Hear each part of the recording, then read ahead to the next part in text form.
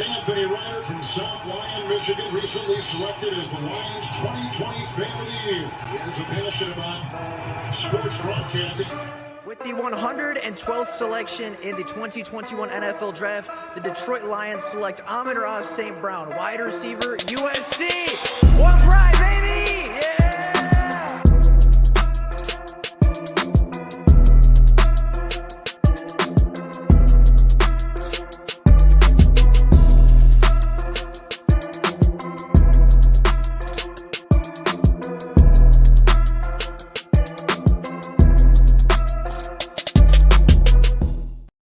What's going on, everybody? Welcome back to another Detroit Lions talk. I know it's been a while since one I've uploaded and two since we have done a Detroit Lions talk. It's been over a month since I have been able to just sit down and simply talk some Detroit Lions football. So for all of you joining us today, that is what we're going to do. I don't have a time limit for this. I am free the rest of the day. So we are going to talk Lions football until we run out of things to talk about. But before we get into it, I do want to apologize. Just with college and with sports and with everything going on in my life, I unfortunately had to put YouTube on the back burner for a little bit, but as I said, I have the entire day off, no classes, no sports, and I am here simply to talk about the last couple of weeks of Detroit Lions football. Now, as right now, start the stream. We got 6 people in here to start. We got One Pride 40 saying, hey, let's go. Luke G says, let's go. We in here. What up, though, Ryder? And of course, we have Heyo Time, LA Rams YouTuber said, hey,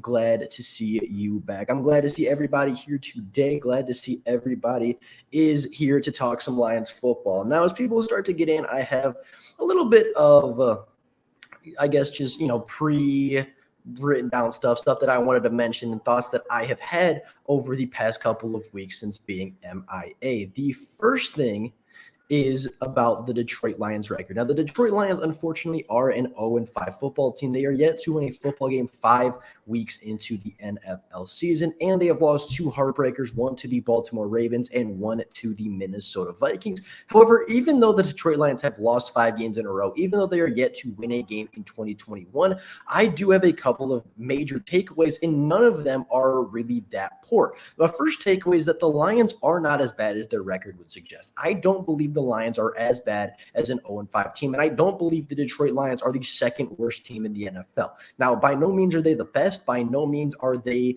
a top 10 team, a top 15, even a top 20 team in the NFL. But the Detroit Lions are certainly not a bottom 2 team in the NFL like their 0-5 record would suggest. And I even see people putting them below the Jacksonville Jaguars. And I can tell you for a fact the Detroit Lions are not the very worst team in the NFL.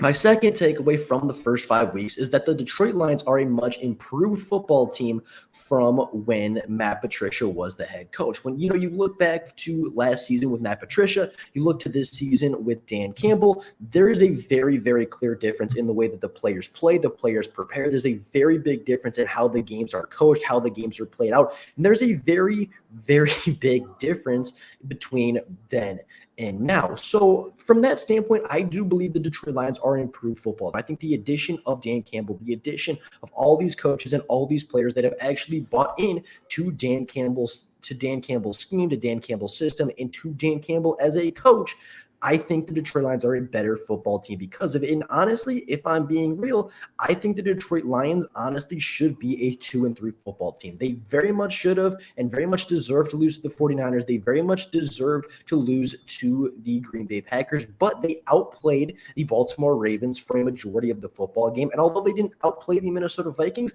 they put themselves in a position to win that football game and honestly probably should have won that football game. I think the Lions right now, obviously, if you take away the 66 NFL record game-winning field goal by Justin Tucker, and you take away, I believe, the 55 or 56-yard field goal that the Minnesota Vikings player kicked at the end of that game, the Detroit Lions are 2-3, improving every single week and looking really, really dangerous as a young football team. Now, One Pride 40 says, Paya, you want golf back? He says, lol, nah, we good. Lions have played well. Again, that's what I'm saying. The Lions have not played that poorly as a franchise. We've got Steve-O in the building. What's up, Steve-O? Says, losing Ragnar for the season doesn't help. that is absolutely true. But like One Pride 40 is saying, they can be a spoiler team. The Detroit Lions may not win, 8-9 games. The Detroit Lions may not reach the 7-win goal that I thought that they were good enough to reach at the beginning of the season. But the Detroit Lions are very capable of beating any NFL team on any given Sunday. They are not a bad football team. They are not significantly outmatched in any of the games that they have played so far. They've been outmatched in quarters. They've been significantly outplayed at times. But the Detroit Lions are not significantly outmatched against any NFL team on any given Sunday. Now, Peo says, I am legit and so nervous. The Lions will get their first win versus the Rams. It would be such a Goff thing to light up in a game like that. I don't know if we're going to get our first win versus the Rams. Hopefully we get our first win this week versus Cincinnati. But again, I think the Lions are, I think they need to be on upset alert every single week because they're not going to be favored in any game. But at the same time, they have the potential to win every single game on their schedule. One Pride 4 says, I don't know about all that. The Rams, not going to, I don't know about all that, Rams. Not going to lie, that would be funny, though. That would be really, really funny if that was our first win. Dale says, outside of the Rams, the Lions have been my favorite team to watch. Honestly, they're not that bad of a football team, and they're not that boring of a football team. I mean, they make games exciting. They keep games extremely close, and honestly, that is part of being an entertaining football team is, if your game is close, it's going to cause a lot of it's just going to cause a lot of people to watch. If your game's close, if your game's entertaining, it's going to be a good football game to watch. And I think that's the product the Detroit Lions are putting on the field. Now, again, I believe the Detroit Lions should be a 2-3 football team. I think they deserved to beat the Baltimore Ravens, and I think they deserve to beat the Minnesota Vikings. But at the end of the day, the Detroit Lions are still 0-5, and they need to get some actual wins on the board and stop getting all these moral victories. That's been the big thing going around. That's been the big, media talking point over the past couple of days is like, yeah, the Lions are improving. Sure, they're playing well. Sure, they're doing all of this. But at the end of the day, they're 0-5. At the end of the day, they haven't won a football game, and all these moral victories are great, but you don't get paid for moral victories. You don't become a head coach for moral victories. You become a head coach to win football games. And so far, that is not something Dan Campbell has been able to do. However, with that being said, I do think the Detroit Lions have a lot of positive takeaways. And I don't think that the Detroit Lions starting 0-5 is the worst thing. Now, at the same time, they are 0-5, but there's a lot of really good and there's a lot of really encouraging things that you have been seeing over the first 5 weeks. One of the things is I think that Aaron Glenn is improving. I think Aaron Glenn's defense is significantly improved over the Matt Patricia defense. The Detroit Lions, as of right now, as after 5 weeks of play, are 17th against the pass, or the 17th against passing yards. They are ranked 15th in the NFL in passing touchdowns allowed, so dead average, or even a little bit above average, one spot above the average team. They are ranked 23rd in run yards, and they are ranked 21st in yards per carry as a defensive team, which is not great, right? Those statistics are not phenomenal, but when you look back at a year ago, the Detroit Lions were 31st against the pass. They were historically bad against the pass at that, and they did not have a very good run game at all. So from that standpoint, I think Aaron Glenn has improved this defense significantly, and those statistics, those placements in the NFL aren't all that bad, considering Will Harris, Bobby Price, and Jerry Jacobs are all players that are either starting or playing significant snaps for the Detroit Lions in the secondary, and the fact that Charles Harris is your best edge rusher on the team. I mean, he's the most effective edge rusher that we have on the Detroit Lions right now. Now, Peo says, Lions playing well. The Jags are unwatchable. One Pride 40 says, honestly, I would hate to be the first pick. Thibodeau is good and all, but Hamilton just makes so much sense for us. And Hamilton, if you're unaware, is the safety out of Notre Dame. He's been one of my favorite players to watch in college football really since he's been a freshman at Notre Dame. I want him on the team so incredibly bad. Him and Thibodeau are my top two. If we get either one of them, I'm going to be happy. Steve-O says, Goff needs to learn how to keep two hands on the football when he's in the pocket. 6 fumbles in 5 games isn't that good and isn't going to get done. I will get to that statistic in a little bit. That is something I also had written down, but that will come in due time. One Pride 40 says, now what do you think about Campbell shedding tears? I think Campbell cares. Campbell wants to win football games. Campbell is giving everything he has to win these football games. He is going to sell his heart, his soul. He will make a deal with the devil to win football games for the city of Detroit and to win football games for his players. He's been a player. He knows what it feels like from a player's perspective to lose a heartbreaker like that. He knows what it's like from a player's perspective to give all that energy, all that effort for 6 quarters, to even put yourselves in a position to make a comeback and to lose in that kind of a fashion. And it's not the first time that they've done it this season. Campbell was crying. Campbell was legitimately in tears at the end of his press conference after the Minnesota Vikings game. And honestly, I'm not going to say it's a good thing that Dan Campbell cried, but it shows that he cares. It shows that he is so passionate about this team that he doesn't care what he looks like on TV. He doesn't care if he's a grown man crying in front of thousands of people at an interview. He cares, and he is a genuinely good person who genuinely wants to win for the city and for the team. Steve-O says, Goff has small hands. Very, very true. Peo says fumbles and interceptions are Goff's thing. Apparently, that is true. One Pride 40 says, yep. Biggest reason why McVay got frustrated with him is praying. Biggest reason McVay got frustrated with him being Jared Goff, and McVay being frustrated that he had a lot of turnovers. He says, I'm praying Campbell and Holmes are frustrated with him as well. I don't know what they're thinking about him right now, but if he keeps turning the ball over, I can't see how he stays on the field for the Lions. Steve-O says that's why he needs 2 hands on the ball. His little hands can't hold on to the football. Right or wrong, could you talk about the Lions wide receivers? Quintez Cephus looks like he can develop into a great player. I will get to the Detroit Lions wide receivers in just a little bit. Again, that is another point that I wanted to write down. Charles Harris, 4 sacks in 4 games this season. I think he can have a future here. I agree. 100% agree with that. I'm going to skip ahead to the wide receivers because I had them written down as a couple of standout players for this group. Again, I have 3 pages of notes, by the way, for this, and usually I come in with 0 notes, so we're going to be here for a while. But going back to Peo's comment talking about the wide receivers, I have 3 wide receivers written down as standout players this year. The first one is Quintez Cephus. Quintez Cephus, unfortunately, is done for the season with a collarbone injury, but in his short time with the Detroit Lions this year, he brought in 15 receptions for 204 yards and 2 touchdowns, including a touchdown that brought the Detroit Lions back into the San Francisco game and gave them a little bit of life in that football game. I think Quintez Cephus can develop into a wide receiver 1.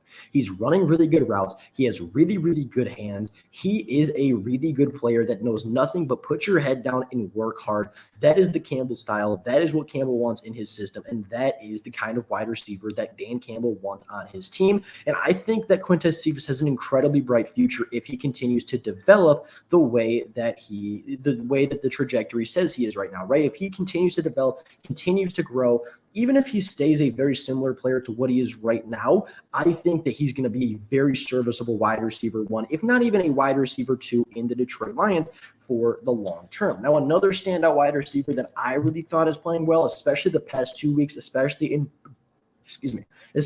Chicago and especially in Minnesota, has been Amon-Ra St. Brown. Amon-Ra St. Brown has come on in the last 2 weeks. He has put up a couple stats here and there, a couple of receptions in the first couple of games, but a majority of his statistics come from the previous 2 weeks. Amon-Ra St. Brown on the season has 19 receptions for 178 yards, has yet to find the end zone, but has been a very productive wide receiver when the ball has been in his hands. And then Khalif Raymond is another guy who has 14 receptions on the season for 182 yards and 2 touchdowns.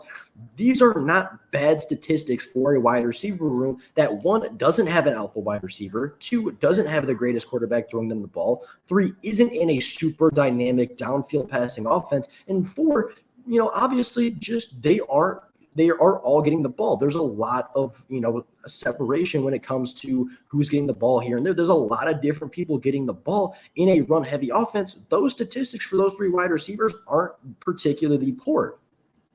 One Pride 40 says, how can you say no to a 6'4", 220-pound safety? This is referring to Kyle Hamilton, not Kyle Hamilton. I can't remember his first name, but it's Hamilton, the safety out of Notre Dame. Dude is an incredibly physical gift. Honestly, there wasn't one game where they just roll over and died. That's another thing. They're not giving up like Matt Patricia. You haven't seen a game where the Detroit Lions get blown out. Yes, they got excuse me, I still have a little bit of a cough going on. But yes, their worst game, at least scoreboard-wise, was probably Green Bay, where I believe they lost by 3 scores. That was probably the worst game. But even in that game, they didn't roll over and die. They didn't give up. They didn't just sit there and say, this game's out of hand, we're going to give up. They went back out there and they fought and scratched and clawed. And sure, maybe it didn't amount to anything at the end of that game, but it definitely amounted to something in the San Francisco game. It definitely amounted to something when they were down 10-0 at halftime versus Baltimore. It definitely came into play. That fight came into play versus Minnesota. It definitely came into play, when every single week, it all comes together, and it's something that they show every single week. Some weeks it really shows up, and some weeks it makes a big impact, and some weeks it just doesn't. And that's just how it's going to go in the NFL sometimes. He says, honestly, I'm wrong about Cephas. He's all right. Again, Cephas is not he's not an alpha wide receiver. He's no Megatron, but he's very much good enough to be a serviceable number 2 wide receiver in any offense. Paytime says, I didn't hear he was done for the year. That sucks. Yeah, unfortunately, he broke his collarbone versus the Minnesota Vikings, and he is done for the season, but he's going to come back stronger and better than ever. He says, no, you're right, Kyle. Okay, I wasn't entirely sure. The only player that rolls over and dies was Jamie Collins, and he was bounced. Exactly. Jamie Collins isn't here anymore because he wasn't trying. He wasn't giving effort. He wasn't grinding every day. He wasn't growing and improving as a player with his teammates. And because of that, the Detroit Lions said, Jamie, if you don't want to be here, we're not going to keep you here. And if you're not going to play hard, you're not going to be here. And that's another thing is I think Dan Campbell and Brad Holmes are showing that if you don't want to play, they're not going to keep you here. If you're not doing your job, and if you don't want to play as hard as you can, if you don't want to give 100% effort on every single play, you're excuse me, you're either not going to play or you're not going to be here. And that was the way that they handled the Jamie Collins situation.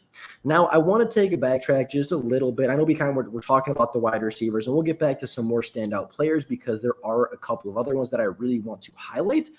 But at the same time, I want to go back to what I was talking about in the beginning with the Detroit Lions record and the Detroit Lions future and some of the standout things that I've seen so far. Now, the Detroit Lions, just to recap, are 17th as a defense, are ranked 17th in the NFL when it comes to passing yards allowed. They are ranked 15th when it comes to passing touchdowns allowed. They are ranked 23rd when it comes to rushing yards allowed, and they are ranked 21st when it comes to yards per carry allowed as a defense. That is massively, massively improved from what Matt Patricia had going on. And again, this is with the Detroit Lions starting Will Harris, Bobby Price, and Jerry Jacobs in the secondary. That is with Charles Harris being your number 1 edge rusher. That is with Aleem McNeil being your number 1 run stopper on the defensive line. That is with the Detroit Lions being the youngest team in the NFL, and with the Detroit Lions rookies playing more snaps in the first 5 weeks than any other NFL team in the entirety of the league. So you look at the Detroit Lions results. You look at the 2-point loss versus a 4-1 Baltimore team. You look at the 2-point loss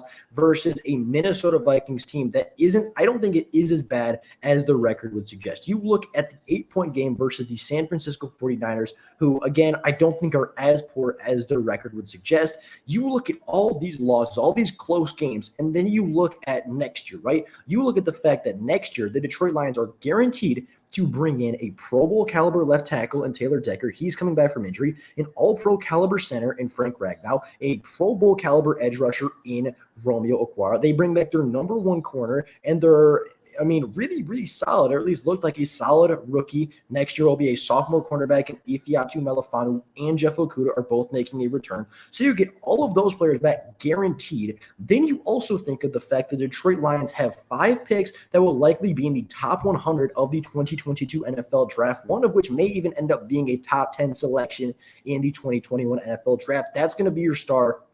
That's going to be your Kyle Hamilton, your Kayvon Thibodeau, maybe your Malik Willis, depending on what route the Detroit Lions want to go. You get 5 players from the top 100 of next year's draft, plus free agency, plus obviously Quintez Cephas returns as well, who is maybe even going to be your number 1 wide receiver next year.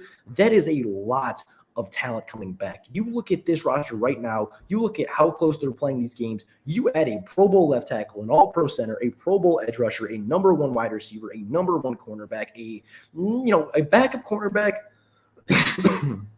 but a player that is extremely versatile, a player that can play safety or cornerback, a player that has the size, the speed, and even looked really good in the snaps that he got this season before going down with injury, not to mention a full year of development for the youngest and most inexperienced team in the NFL.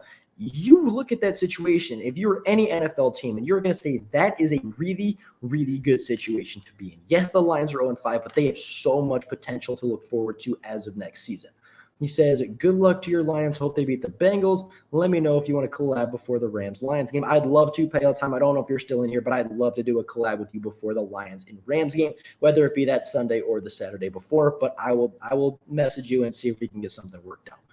One Pride 40 says, but Aleem and Levi are dang good. Both of them are playing extremely well. Aleem, I think he's even outplaying Levi, but Levi's got a couple really good plays in there as well. Both of our rookies, and really our entire rookie class, has just been phenomenal in the first couple of weeks.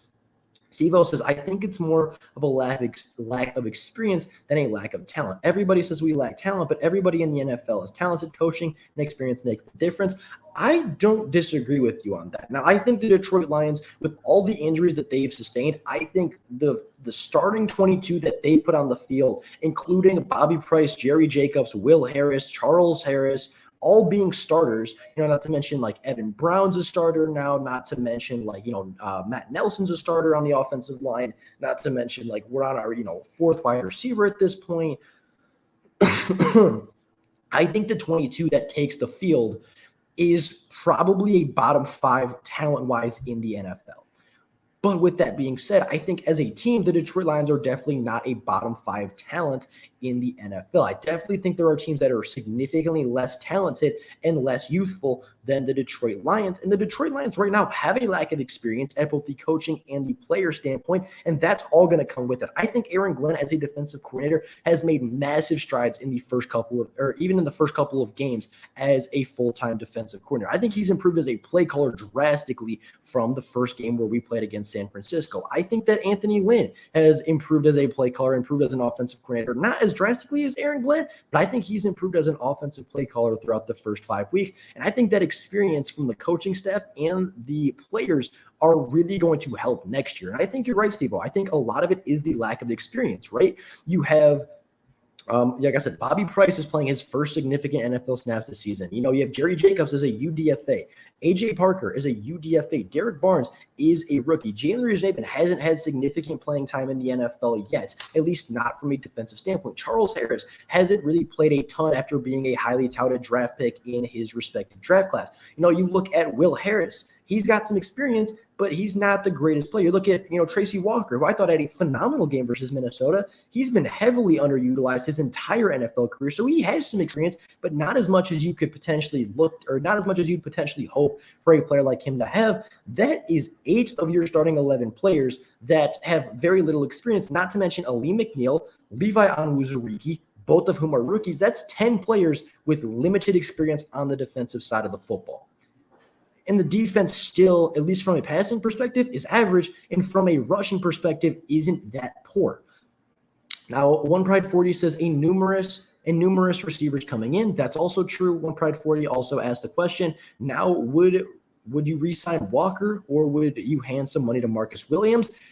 I have to see how Tracy Walker plays the rest of the season, because I thought Tracy Walker had a phenomenal game in Minnesota. I thought Tracy Walker played so incredibly well versus the Minnesota Vikings that if he plays like that for the remainder of the season, he's going to be a player that I would hope the Detroit Lions re-sign. If Tracy Walker can play like that, I believe had 9 tackles, a tackle for loss, a pass defended, looked really good in both coverage and versus the rushing attack. If he plays like that the rest of the season, I want the Lions to bring back Tracy Walker.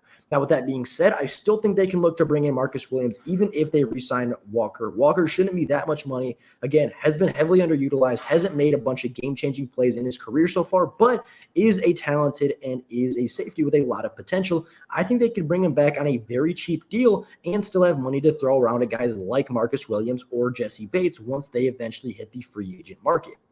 So honestly, you're looking at Tracy Walker as either he continues to play really well, continues to improve under Aaron Glenn, under Aubrey Pleasant, and he looks really good to end the season. I would re-sign him if he plays every single game like Minnesota. If not, you move on and maybe you bring in a different safety. Maybe you bring in Kyle Hamilton. Maybe you bring in Marcus Williams. Maybe you bring in Jesse Bates. There's a lot of different ways you can look at it. But if I'm talking right now, season's over, season ends tomorrow, you have to make a decision on Tracy Walker, I'd bring him back for the right price. And I think even at the end of the season, that's going to be my answer. I'll bring Tracy Walker back for the right price and for the right amount of years. Now, Peo says, cool, message me on Twitter, willing to work around the schedule this week before the Lions game. Fantastic. Can't wait to work with you. One Pride 40 says, because my number one target is Hamilton. Hamilton's top 2 target for me right now. We should all have seen a rough season coming, but this isn't SOL. 100% agree with you. Anthony Lynn should run the ball more, but I think he's pretty good so far. I don't disagree. Okay, Harris is straight bad. I don't disagree. You forgot Derek Barnes. Again, Derek Barnes, another player, rookie, doesn't have a ton of experience. Imagine this team with Patricia was still coaching it. It would be 5 blowout losses. That's probably fair to say. Oh, God, Steve-O, that would be a nightmare. Could you imagine Campbell with Stafford? That would be something to watch out for. I'd be very happy. Like, if Stafford was still here, I think the Detroit Lions are at the very worst 3-2. This team is not bad.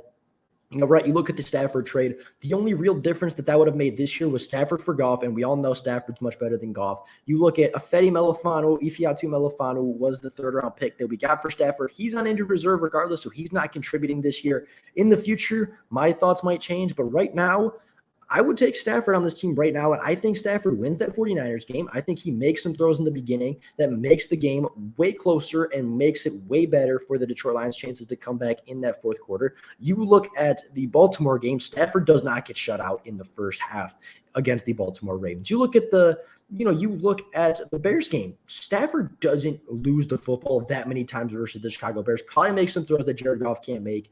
They probably win that game. That's 3 winnable games. And then, of course, last week, again, there are some throws that Jared Goff should not have made, and there are throws that Stafford would have made that Goff simply can't. That's 4 wins. The Lions could legitimately be 4-1 right now with Matthew Stafford. Now, would they be? Probably not, but Matthew Stafford on this football team, I think, wins a lot of football games just like the Los Angeles Rams.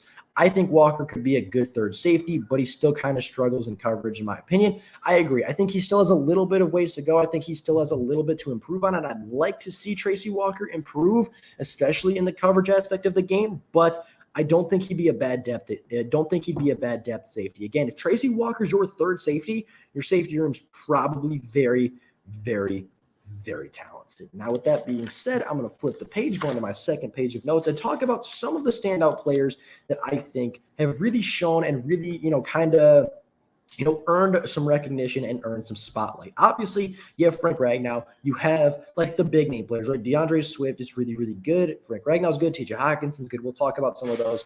But, outside of, I guess, the expected good players, there have been some true standout players. Excuse me. Now, first off, I want to mention DeAndre Swift because I thought DeAndre Swift would be a very good player this year. He's exceeding my expectations. Through 5 games, DeAndre Swift has 81 touches for 442 yards and 3 touchdowns. He is playing really, really well while not even, in my opinion, being utilized at the very best or at the very most that he could be. Again, and Jamal Williams is also playing well. He's another player that I think really, really deserves a spotlight, not only for the play on the field, but for his energy off the field. Jamal Williams is a guy that, one, connects the football team to the fans. He's a guy that plays catch. He's a guy that, just is a fun player to watch, a really good player to listen to, and a really, really genuine good person. Not to mention, Jamal Williams has 70 touches on the year for 345 yards and 2 touchdowns. This running back duo in Detroit is really, really good. They are efficient. DeAndre Swift and Jamal Williams are our 2 most efficient offensive players as of right now, and I think they need to touch the ball more next week than they have in weeks prior, and that is saying something considering that our running backs touch the football a lot, but I think they can still touch the football more. This duo is so good. This duo has over 130 touches throughout 5 games. They have they have put together over, almost 800 yards of total offense and 5 touchdowns in just the 2 players alone. This duo has been so good and they have been so efficient that Jermar Jefferson, our 7th-round pick, who showed some flashes throughout training camp, hasn't even touched the football field yet. Not as a diversion, hasn't got a touch, hasn't gotten a carry. I don't even think has been active for a game because Jamal Williams and DeAndre Swift are simply that good of a duo that they don't need a third running back, really. Those two get all of the touches on this football team. Those two run the football team. They are the engine and they are the energy for this Detroit Lions offense. And if they're utilized even more, I think that they can take the offense to another level entirely. Now, with that being said, One Pride 40 says people acting like the Rams pick won't hold any value, but if it's a first-round pick at the end of the day, and let's not forget Lamar was picked at 32nd. That's 100% true, and honestly, everybody kind of freaks out because they're like, oh, the Rams are going to have a really high pick. Oh, the Rams, at the very worst, are going to be like 27, 28, if not 32 if they win the entire thing outright. People forget that there is still value at pick 33. There's still value at pick 35. Tom Brady was taken at 199. Lamar Jackson was taken at 32, like you were saying, One Pride 40. You have, players that were taken late into the draft. Aaron Rodgers was a late first-round pick. He's one of the greatest quarterbacks of all time. Look at all of, not even the late-round draft players, look at all the undrafted players that have gone on to have Hall of Fame careers, that have gone on to just absolutely dominate in the NFL. You even look at the Detroit Lions. Not every one of their star players was taken with a high draft pick. Frank Ragnow was the 20th pick in the first round of 2018. DeAndre Swift was, I believe, the 35th pick in the 2019 NFL draft, or the 2020 NFL draft. You look at, you have obviously TJ is a high pick. Obviously, Jeff Okudah was a high pick. Taylor Decker was taken in the 20s. You have, Big V, a starting right guard, was taken in the 5th round. We didn't draft him, but he's a player that wasn't drafted incredibly highly, There is value outside of the top 32. There is value outside of the top 15. Lamar was drafted extremely highly, or Lamar was not drafted extremely highly. Aaron Rodgers was not drafted extremely highly. Tom Brady wasn't drafted until the 199th pick. TJ Watt wasn't a highly drafted pick. Thank you, One Pride 40, for making your point even clearer. There are value picks in the NFL draft at every single pick. It doesn't matter if it's pick 1 or pick 256 at Mr. Irrelevant. There is talent throughout the entirety of the NFL draft board, and there's even talent in a UDFA, an undrafted free agency. There are talents to be taken for at every single spot of every single opportunity to grab talent if you're the Detroit Lions. That first-round pick is going to be incredibly crucial and very vital to the Detroit Lions, and whether their rebuild is going to take an extra year or not. Now, Steve-O says Swift is dealing with a groin pull. Hopefully he is all healed up and starts getting the ball more. I agree.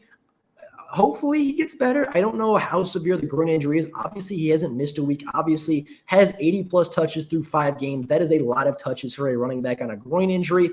He's going to share snaps with Jamal Williams the entire year regardless, but I think he's getting healthier every single day. I think the Detroit Lions kind of have him as questionable just because they don't want to give him too much work at practice. They want to keep him fresh for the games, and I think that that's the right move for them as of right now. Dr. Detroit, one of the OGs, one of my favorite subscribers, says, hey, kiddo, how is college? College is extremely busy, but extremely fun. I've made a lot of friends. I have had a lot of fun with classes. Living independently is amazing. It's a great experience. I got a girlfriend. Overall, phenomenal experience at college. I'm playing college sports as a D3 athlete. It's a lot of work. It is a lot to juggle, and unfortunately, some stuff has had to take a back seat. But overall, could not be happier with college. I'm so glad that you asked. TJ Watt was not a highly drafted player, 100%. We have a couple of years. Next will be better, and so on. We need to slow down and build the right way for once. I 100% agree. And like I was saying, next year I think is going to be a big step because you're bringing back Ragnow, you're bringing back Decker, you're bringing back, hopefully DeAndre Swift 100% healthy. Hopefully Jared Goff is either improved or we've moved on to a new rookie quarterback. At the very least, I hope Jared Goff doesn't turn the ball over like he's been doing in the first 5 weeks. You're bringing back Okudah. You're bringing back Okwara. You're bringing back, all of these players that are going to be impact players. I think next year we're going to take a big jump if we can stay healthy. It's up to the GM to get the pick right. Exactly. 100%. HBK Tokyo says mock draft got Lions taking wide receiver John Mechie from Alabama with a Rams pick. That wouldn't be bad. If we especially if the Rams pick 28 to 32, if we get John Mechie with a late first round draft pick, I would be 100% okay with that. I'd be very, very happy with that. A couple other wide receivers to look out for. I think Garrett Wilson is a very talented wide receiver. I don't I haven't been following Ohio State very closely the last couple of weeks, but I know he's very, very talented. I know Chris Olave probably won't make it to the end of the first round, but if he's there, he's my number one wide receiver as of right now in college football. Just a couple other guys to consider. One Pred 40 says not bad, but they can do better with that pick. Agree, depending on who's on the board. But, if you look at John Mechie as a talent, I would not be upset if we were to get him there.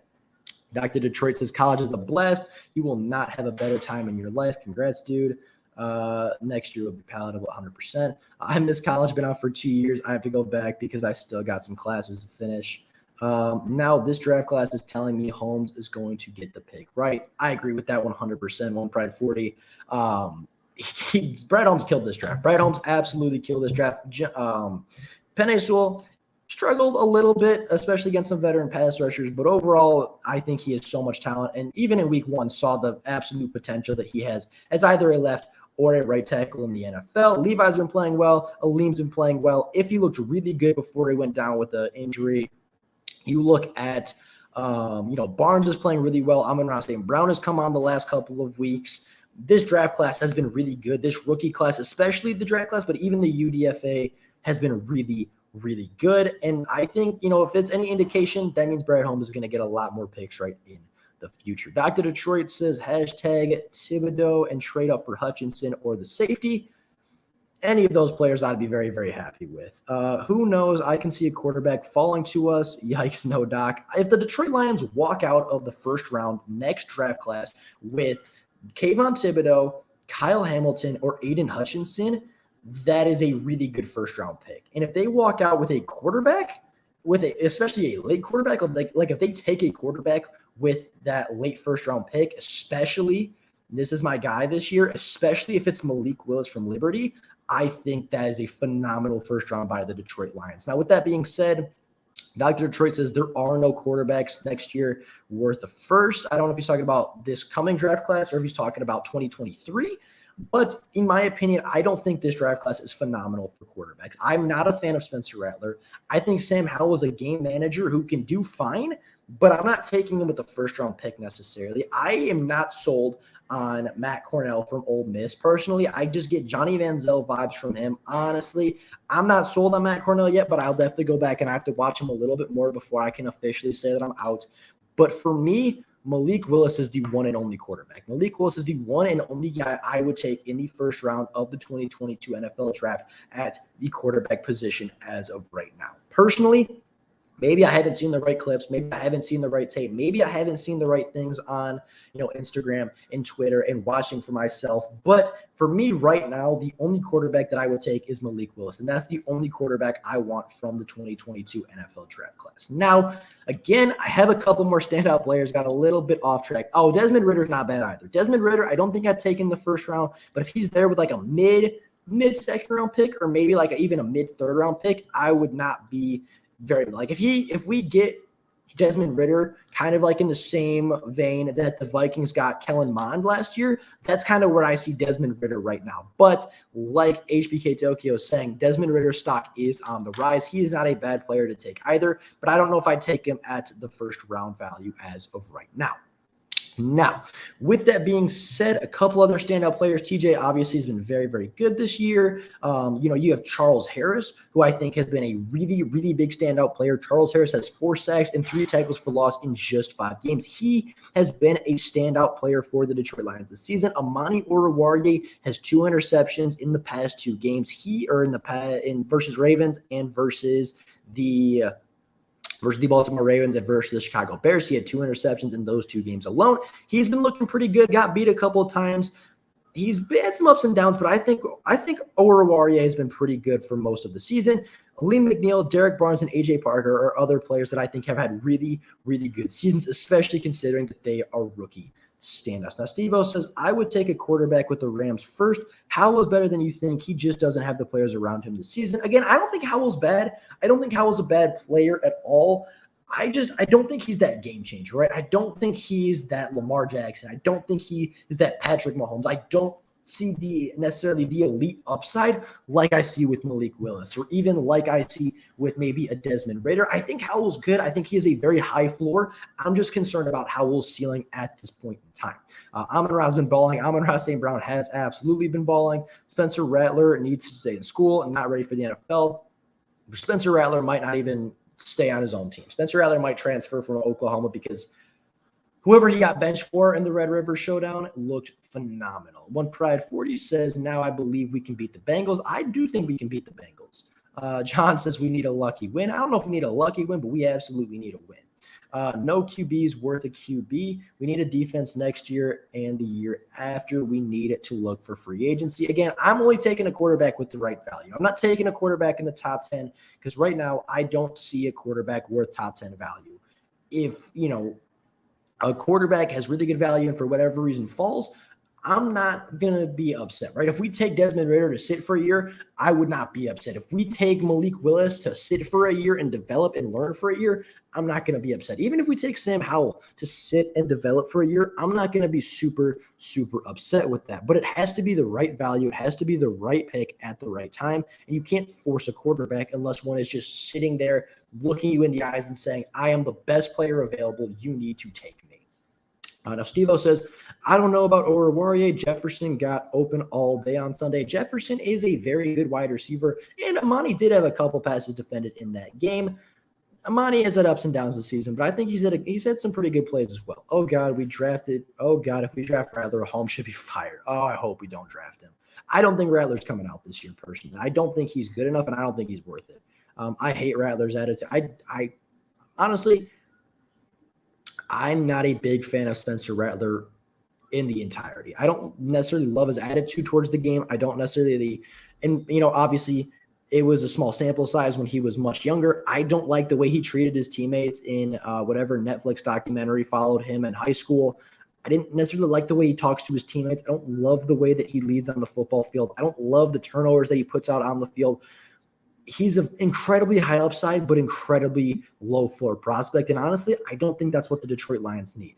All quarterbacks are not worthy next year. Slowed down, not at the first round. Again, that's what I'm saying. If it's the right value, best player available, you're looking at like Malik Willis in the second round, Desmond Ridder in the third round.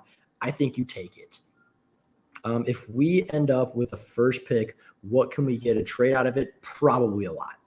All right, we will have to wait for a quarterback in 2023. If that happens, that happens. I will not be upset if we wait for a quarterback. I think there is no rush to draft a quarterback if you're the Detroit Lions. I was just simply saying if the right guy is there, you can't pass up on a guy. If Malik Willis is sitting there, top of the second round, he's the best player available.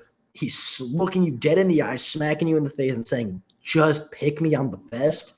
I don't see you pass up on that, but I definitely don't think the Lions are in a position where they should or they need to force a quarterback.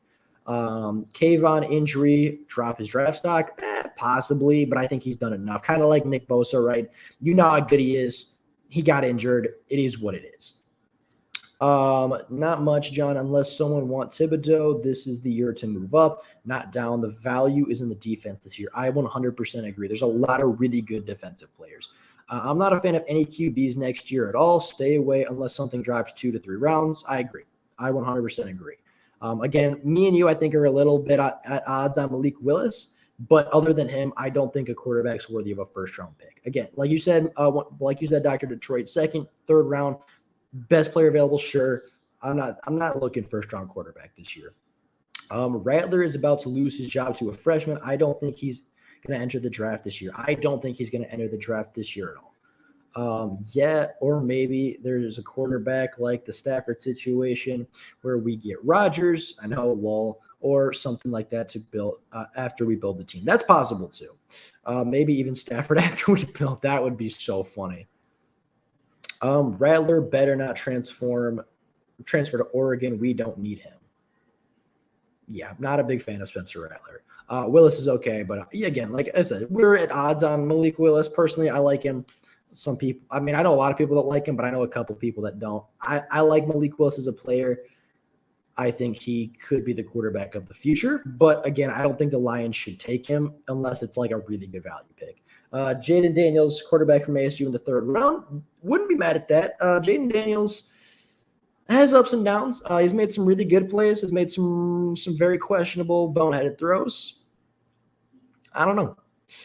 It is what it is, but I think he's an okay quarterback. Has some talent for sure. Could develop him. He might be like a late day 2, early day 3 kind of a quarterback. And if he's sitting there top of the 4th round, even late into the 3rd round, I mean, I think he's definitely got enough talent to warrant taking him at that point. Back to Detroit, I wouldn't take Willis with the top 5 pick. I don't know if I'd take Willis top 5, but I would take Willis in the 1st round. Okay, so our first needs to be Hamilton or Thibodeaux. Me either, but there are desperate teams out there for a quarterback. That is true. There are some desperate teams out there for a quarterback. So, with that being said, let's see what else we have for today. Okay, I want to talk about. Okay, we'll go back to Detroit. Man, we almost need to go all defenses here in the draft. I think we need to go a wide receiver or 2. And defense after. Well, not even wide receivers first, but I think we need mostly defense with maybe 2 to 3 offensive players, 2 of them probably being wide receivers. David Blau starts by week 8. I would doubt it. Thibodeau's injuries kind of scare me if he's our 1st round pick. We'll see. There's a lot of time between now and our pick, so we got a lot of time to debate that. Just to get things squared away, we have 6 holes on the defense and 2 to 3 on offense. I agree. 100% agree. I don't know about 6, but for me, Will Harris is a hole. I would say cornerback is probably a hole considering on what the Jeff Okudah situation is. I'd bring somebody else in just in case, but probably not with the top pick. But safety, absolutely. Linebacker outside of Derek Barnes, absolutely. I would say defensive line just to replace Michael Brockers is your 3rd hole. That would probably be my big 3 on the defense. I would say you can probably, maybe 2 linebackers just because, I don't know what Flowers is going to do after that. I'd say an edge rusher for sure. Here's Detroit. DT1, I disagree with. I think Aleem McNeil is our DT1, and I think he's obviously young and good enough to keep that role. For me, that's not it. D-end 1, I agree. I'd take another D-end. 2 linebackers, I would agree. 1 cornerback and 1 safety. Okay, so I'd agree with most of that except for defensive tackle. 1, I would take everything. I would agree. I'd say there's 5 holes on the defense. If Goff keeps turning the ball over, he will get benched. I agree. Jared Goff has 9 turnovers in 5 games for the Detroit Lions, and that is completely unacceptable. You cannot win games like that. That's 9 drives where the Detroit Lions could have scored points or at least had better field position to give to the defense. Those 9 turnovers are unacceptable. Jared Goff has to limit the turnovers if he wants to play, if he wants to lead the Detroit Lions to some victories. We don't know yet. Depends where we pick. Wide receiver, 2 wide receivers. I don't know about right tackle just because we got the Decker Sewell situation. I'd like to see how they play with a fully healthy offensive line before I'd say right tackle, but wide receivers for sure. Wide receivers 100%, I would say, are on the draft board. We have 3 good DTs, no more early DTs. I agree. I think I got contact trouble. I think Levi and I think Aleem are very much good enough to anchor that defensive line, but I would say maybe 1 for the future once Michael Brockers retires. That I might give you. Penny is not bad either. Let's see. 1 is leaving. What are we talking about? I just totally blanked on what our situation. We need a safety. Both bad safeties, not good. We'll see. But I will say, and this is another thing I wanted to talk about, this is another point that I had to go over, was some of the negatives about the Detroit Lions this year. Because yes, there are a lot of positives. Yes, there's a lot of really exciting things to look forward to in the future. But at the same time, there are some things that absolutely need to be cleaned up and need to be fixed if you are the Detroit Lions. The first thing is that the Detroit Lions have not played a full game yet. They have won quarters. They have outplayed teams in halves. They have not outplayed a team for 4 full quarters, and they have not played a full game of really solid, really good football yet. That is the one thing I think the Detroit Lions absolutely need to do. They need to stay consistent and they need to play a full game. That is the number one thing the Detroit Lions need to improve on. Number two,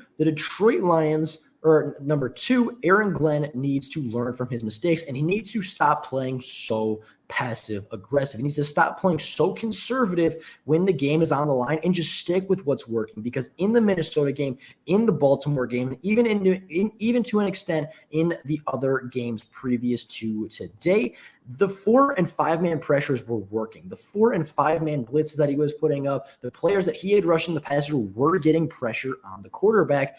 But when the game was on the line versus Baltimore, and when the game was on the line versus Minnesota, Aaron Glenn decided to rush 3 people and drop 8 into coverage, very similar to what Matt Patricia used to do. And as Lions fans, we know that does not work. Now, the first time, I understood what he was trying to do. The first time versus Baltimore, I understood that his thought was like, okay, we have them backed up. They have, I think, no timeouts, or they have 1 timeout left. We just need to back off and not let them drive so many yards, to get into field goal range to win this football game. I understood the thought process against Baltimore, and I understand that there was a miscommunication in Baltimore. Right? There was a miscommunication. Bobby Price or Will Harris, one of the two, didn't fill their role correctly, and that allowed a wide receiver to get wide open and make the play to get the Baltimore Ravens within field goal range. And they won the football game with a NFL record 66-yard field goal. That thought process to me wasn't poor, because if you were to tell me the Detroit Lions would stop the Ravens with a chance, or they would stop the Ravens and force Justin Tucker to break an NFL record to win the game, I would have said, you do that. If you stop him before midfield, then you are fine. If you stop him before the 45, you are probably okay. If you force a 66-yard field goal and an NFL record, you are probably going to win the game. And Justin Tucker was just the best. He was just the best player in that moment. That's what it is. It is what it is. And I understand the thought process behind playing conservative there. Then in Minnesota, he did the same exact thing. We scored with 37 seconds left. The Minnesota Vikings had 2 timeouts, and Aaron Glenn, once again, got conservative. He rushed 3 players and left 8 people in coverage. And with the Detroit Lions having a very inexperienced coverage unit going against a veteran quarterback and a veteran receiving group, they gave up enough yardage to force a 50-plus yard field goal to win the football game for the Minnesota Vikings. Again, not a horrible situation to force, right? If you were going to force a person to make a game-winning field goal, you want it to be 50-plus yards. You want it to be 60-plus yards. The Lions forced that every single time, and it just so happens that the kickers were up to the challenge for a 66 and 55-yard field goal, respectively. But I think Aaron Glenn needs to learn from this. I think Aaron Glenn, after 2 attempts to get this right, needs to learn that getting conservative doesn't work in the NFL. He needs to learn that Kirk Cousins and Lamar Jackson and every single starting caliber quarterback in the NFL is good enough to beat a 3-man rush, especially with 30-plus seconds left on the clock, with 20-plus seconds left on the clock, with a timeout. Every single starting caliber NFL quarterback is good enough to beat that style of defense. So with that being said, Aaron Glenn needs to improve. When those games are on the line, when that situation arrives yet again, I want to see them rush 4 guys. I want to see them rush 5 players when the game is on the line, and I want to see them get pressure. I don't want to see the Ravens get time to run a crosser 40 yards down the field. I don't want to see, I don't want to see the Vikings have enough time to run a play and run a dagger concept 40 yards down the field to get them in field goal range. I want to see pressure. And even if it's not, immediate, even if it doesn't get the sack, I want to see the Lions defense speed up the thinking process of the opposing quarterback and make him get the ball out faster than what they've been doing when the game is on the line. It doesn't need to be an immediate pressure. It doesn't need to be a 6 or 7-man blitz. It doesn't need to be blitz 0. It doesn't need to be, some engage 8 play from Madden that just leaves somebody wide open. You rush 4 to 5 people and you play 2 high safeties and man coverage underneath that. I would feel comfortable with that, right? If you run a 2 high safety set with 4, if not 5 pass rushers on the play, that should be a good enough concept to force the quarterback to get rid of the ball soon enough and not allow them to get down the field. And if they do, it's going to have to be a perfect throw against really tight coverage and man coverage versus a player and versus a defense that knows that you have to go deep to win the football game. So from that perspective, I think that's where the defense needs to improve, is late game situations and late game heroics. Now, moving to the offensive side of the ball, I think the offensive play calling needs improvement. I don't think it's been bad, but I think that just the way some certain games have been playing out, I think it has limited Anthony Lynn a little bit. And the way that Jared Goff has been playing, I think slightly limits the way that he can call the offense. And I would like to see the offensive play call improve a little bit. Not drastically, doesn't have to be anything crazy, doesn't have to come up with completely new concepts. I just want to see them stay more consistent. When Jamal Williams is averaging 5 to 6 yards a carry, you keep feeding him the ball. When DeAndre Swift is averaging 4 to 5 yards a carry, you keep feeding him the ball. You don't stop feeding the running backs until the defense sells out. You don't put Jared Goff in a situation to throw. You don't put Jared Goff in an empty set until you absolutely need to and until you absolutely know for a fact that the defense is selling out against the run. You do not stop giving the ball to Jamal Williams and DeAndre Swift until the defense stops it, because so far, defenses haven't really stopped it effectively or efficiently. So with that being said, I would like to see the offensive play call improve a little bit. I'd like to see the offensive play call from Anthony Lynn improve that much more. But the one thing that I think needs to improve the absolute most is the turnovers. Now, the Detroit Lions as a team have not turned the ball over a ton. The Detroit Lions as a football team have only had one player on the season who has turned the football over, and that player is Jared Goff. Jared Goff now has 3 interceptions on the season, which is not very good. 3 interceptions in 5 games isn't very good. It's not where you want your quarterback to be. But the real number that concerns me is the 6 fumbles lost that he has. Jared Goff has committed 9 turnovers in 5 games. Jared Goff averages almost 2 turnovers a game. And as a starting quarterback in the NFL, you cannot win football games averaging 2 turnovers a game. Those are game-changing turnovers. Those are 9 possessions where the Detroit Lions could have either scored points or put their defense in a better field position versus the opposing team. One of those turnovers was a pick 6 versus the San Francisco 49ers. One of those was a game-stealing pick versus Green Bay. One of those was a pick in our own red zone versus the Minnesota Vikings, or our own half of the field versus the Minnesota Vikings. Not to mention the turnovers in the red zone versus the Chicago Bears were absolutely game-changing. There were, I believe, we drove down 3 times to the 10-yard line versus the Chicago Bears and came away with 0 points because of turnovers. Those need to stop. You cannot turn the ball over in the red zone or in the field of play, and especially not on your half of the football field. Jared Goff needs to improve. Jared Goff needs to cut down on the turnovers, and if he does that, I think the Lions can start winning some football games. Now, with that being said, that was, I think, the big problems with the Detroit Lions. That is the one thing that I wanted to talk about again before I got back to the comments, and now I will go back to the comments and see what you guys are thinking about it. So we are going to go down. We'll start here with one probably for you. This quarterback class is so bad, they are going to fall hard. Stafford would at least go through his progressions, unlike Goff. Again, that's another thing Goff has really struggled with this year, has been his progression to the 2nd, 3rd, and 4th read. I agree with Doc with a lot of things, but not with this one. Yeah, for sure, one pride. He's a better quarterback, but not by much. Let's see. I'm out. I have a kick-ass day, Lions fans. Peace out, Doc. See you later, J. Scop. Good to see you. I'm glad to have you in here for right now. But like I'm saying, like all I am trying to say for this football team. Oh, Speak Easy's in here. What's up, Speak? How you doing today? I didn't even see you pop in and say something. How's it going, Speak Easy? Hope you're having a great day talking some Lions football. But like I said, the Detroit Lions need to fix these things. The Detroit Lions, Dr. Detroit's on the way out too, says peace out. Or maybe he's just saying peace out to Jace Cup. I don't know. But if Dr. Detroit is leaving, then have a fantastic day, sir. But like I was saying, the Detroit Lions are not that far away from winning football games. They are a couple defensive play calls and a quarterback playing a clean football game away from having multiple wins on the season. So if you're the Detroit Lions and you're going into week 6, right? Yep. If you're going into week 6 versus a 3-2 Cincinnati Bengals team, a Cincinnati Bengals team that looks fairly dangerous, that has played some really good football in their time this season, how do you fix your problems and how do you go into it knowing, or I guess at least, how do you go into it fixing the problems and putting yourself in a better situation to win? Well, for me, the big focal points of this week, the biggest points of emphasis that Dan Campbell and Aaron Glenn and Anthony Lynn have to be drilling into their players this year has to be limit the turnovers. And this one goes specifically to Jared Goff. Limit the turnovers. Do not turn the football over under any circumstance. I don't care if it's a tip pass that gets intercepted. I don't care if some dude comes blitzing off the edge completely unblocked. You do not lose the football. You do not put the football in risky spots. You do not put the football in a situation where the defense can intercept it, where the defense can take away.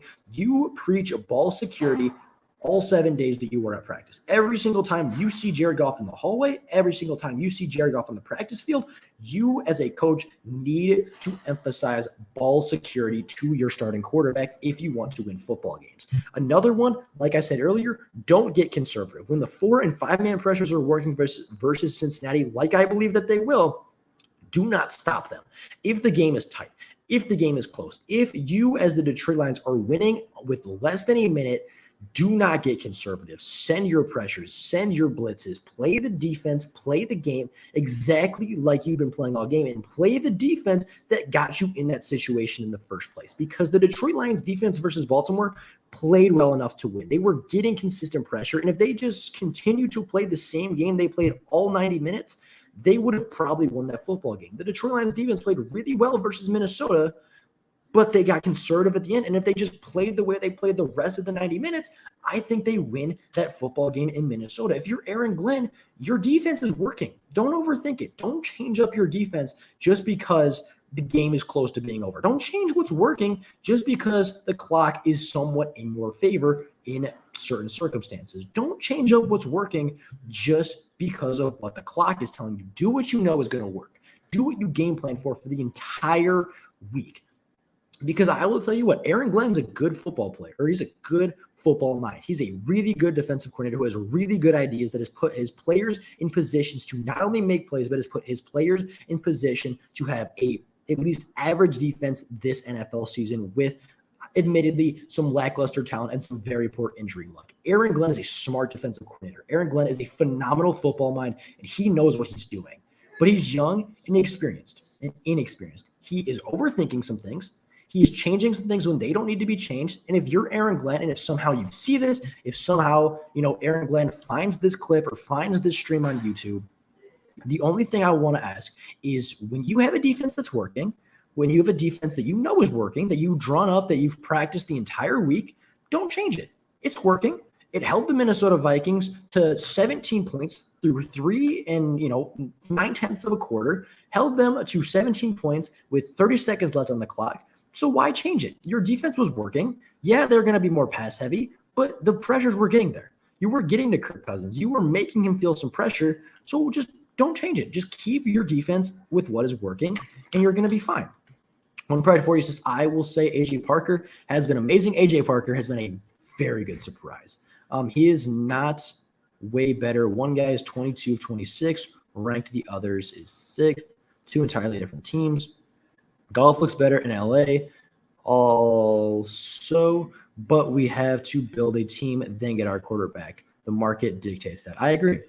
There are quarterbacks that make sense unless you take a flyer with somebody. There are no quarterbacks that make sense unless you take a flyer. Again, that's just somewhere where I think we're going to slightly disagree. So how you feeling versus the Cincinnati Bengals?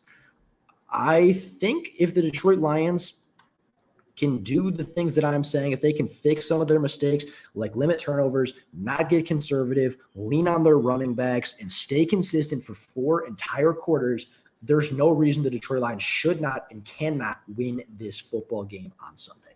They should, they can.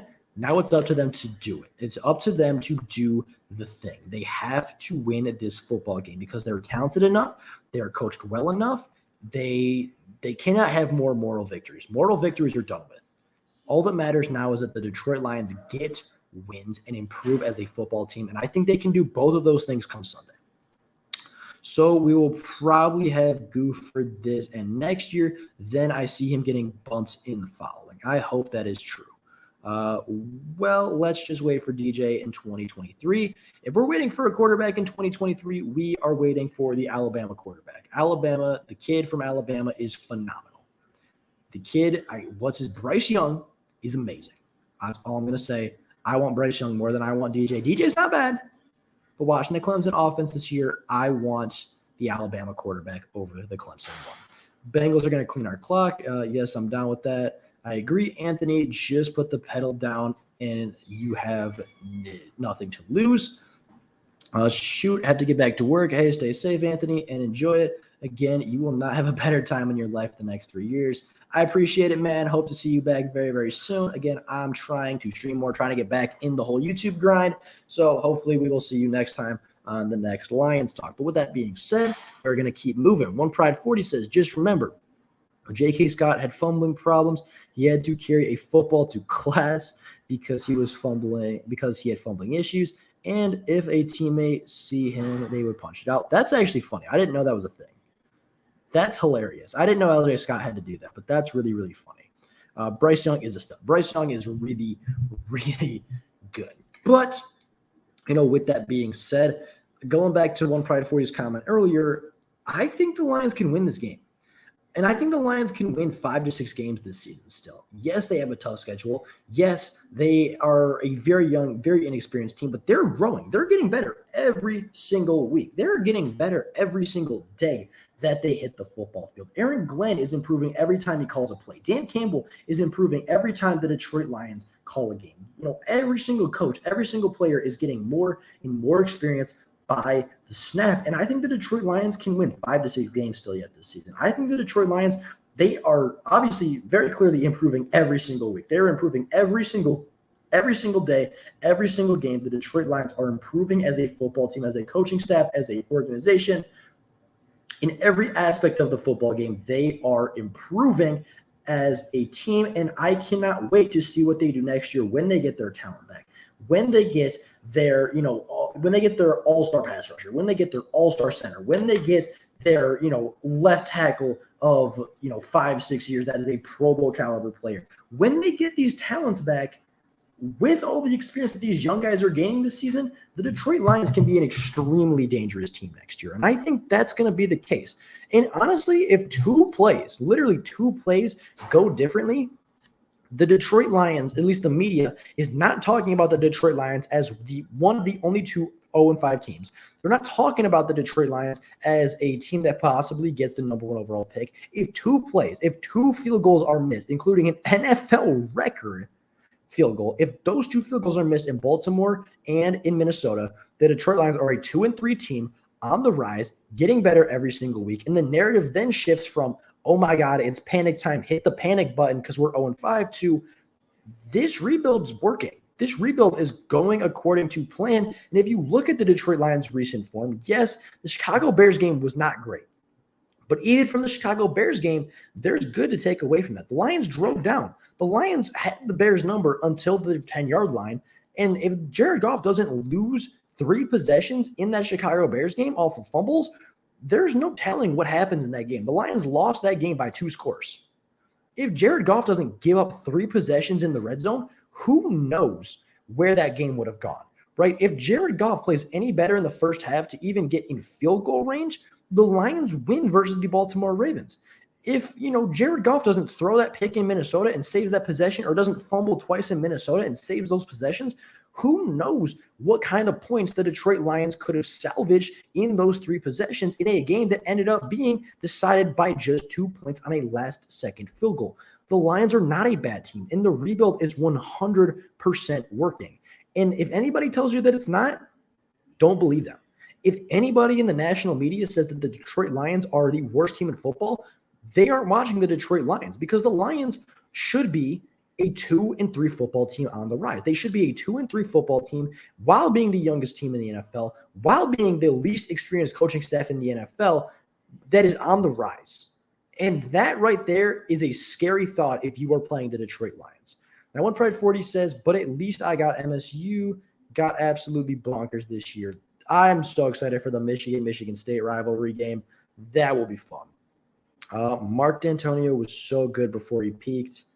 Yeah, I agree. The rebuild is absolutely working. We're going to have to try the LJ Scott method with Goff. Maybe that wouldn't be bad, but I guarantee you that they're preaching ball security with Jared Goff. I guarantee you that is something that is 100% happening. Now, with that being said, I do think the Detroit Lions can win this game. I do think the Detroit Lions can absolutely win this game on Sunday and start turning their season around. Steve-O says, shout out to Big V pulling it together this season, playing really good. Big V is another player that I thought has had a really good season. He's another player that has been stand out, especially in the run game. Pass protection has been bad. He's been beaten a couple times, but he's also just absolutely dominated and played bully kind of football with a couple of tackles, a couple of defensive tackles in the NFL this year.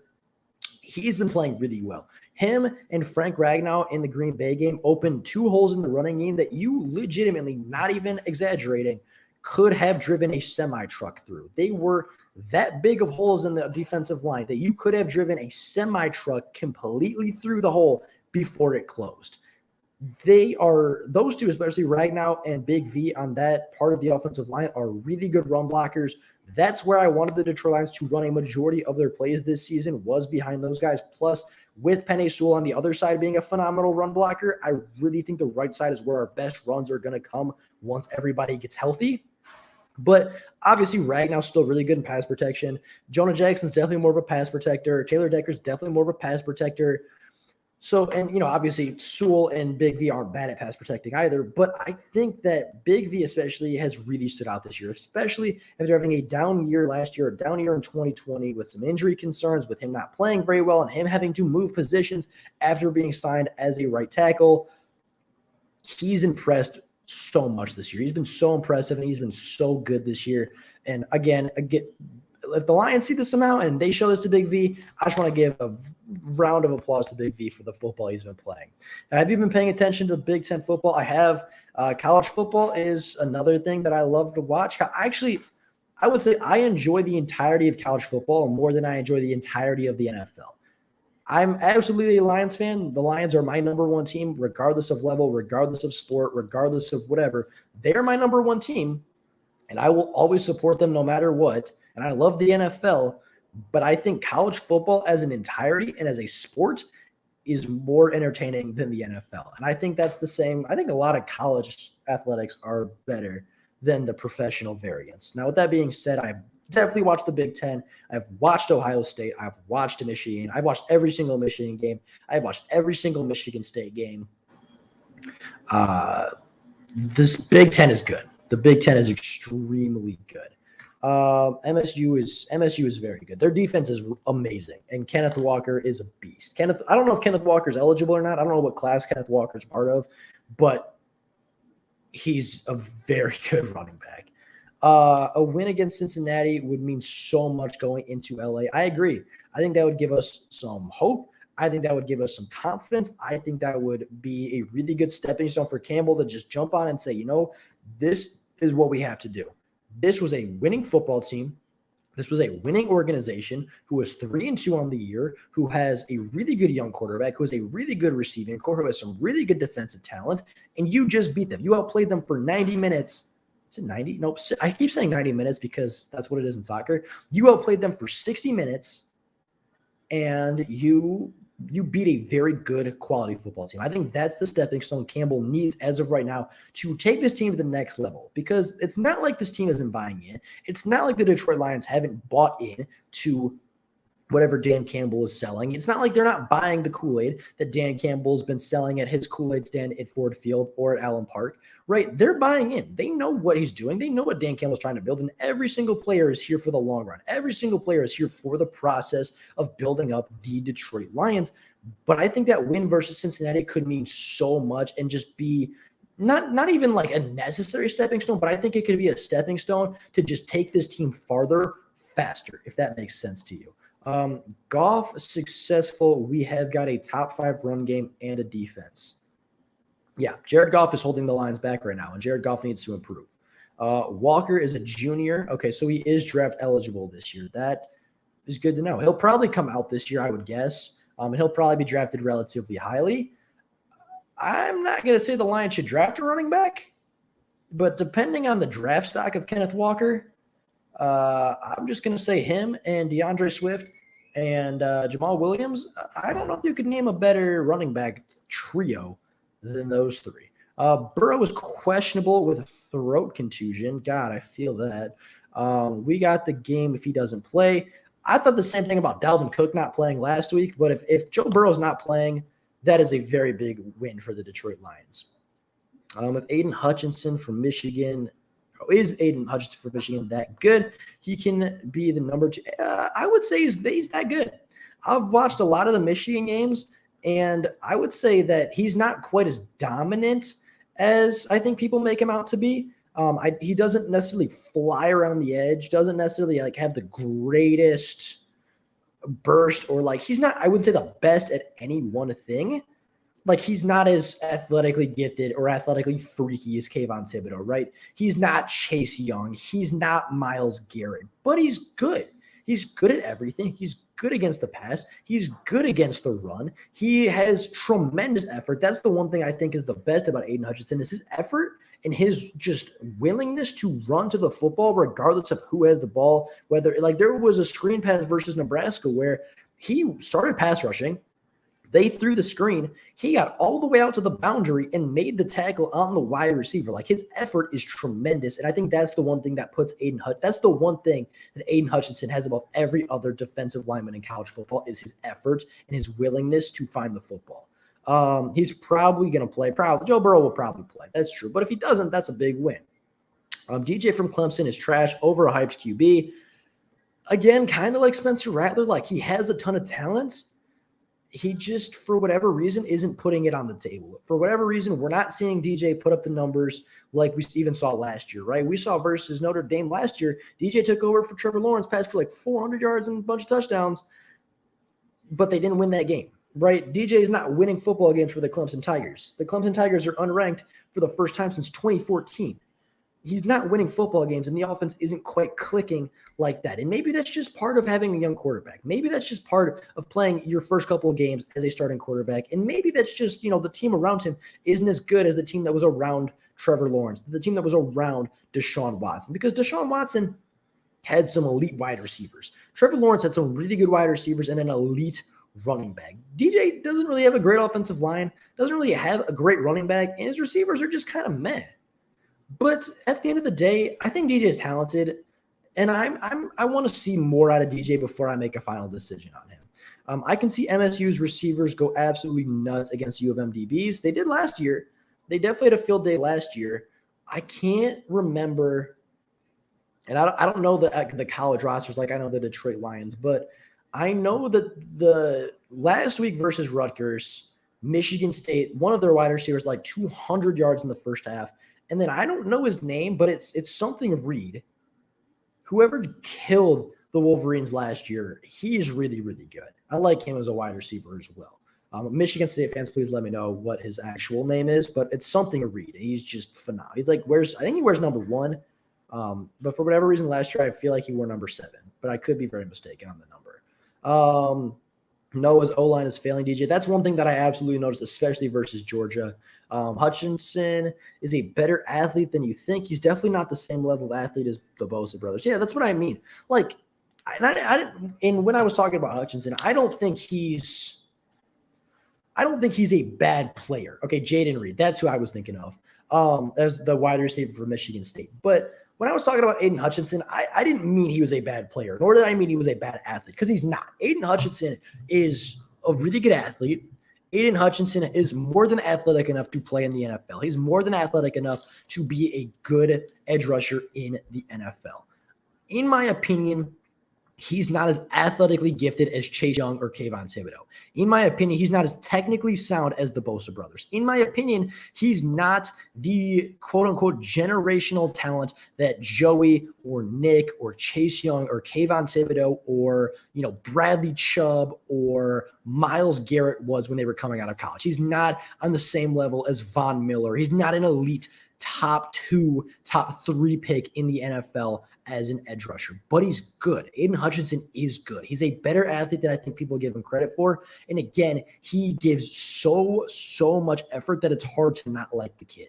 Aiden Hutchinson's not as twitchy as the Bosa's. That is true, but he's still good. He's a good athlete. And I think that if I explained that poorly the first time, he's a good athlete, but he's not quite on the same level as those, again, generational NFL talents. Jaden Reed was the wide receiver from Michigan State that I was thinking of. He's really good. I like him a lot.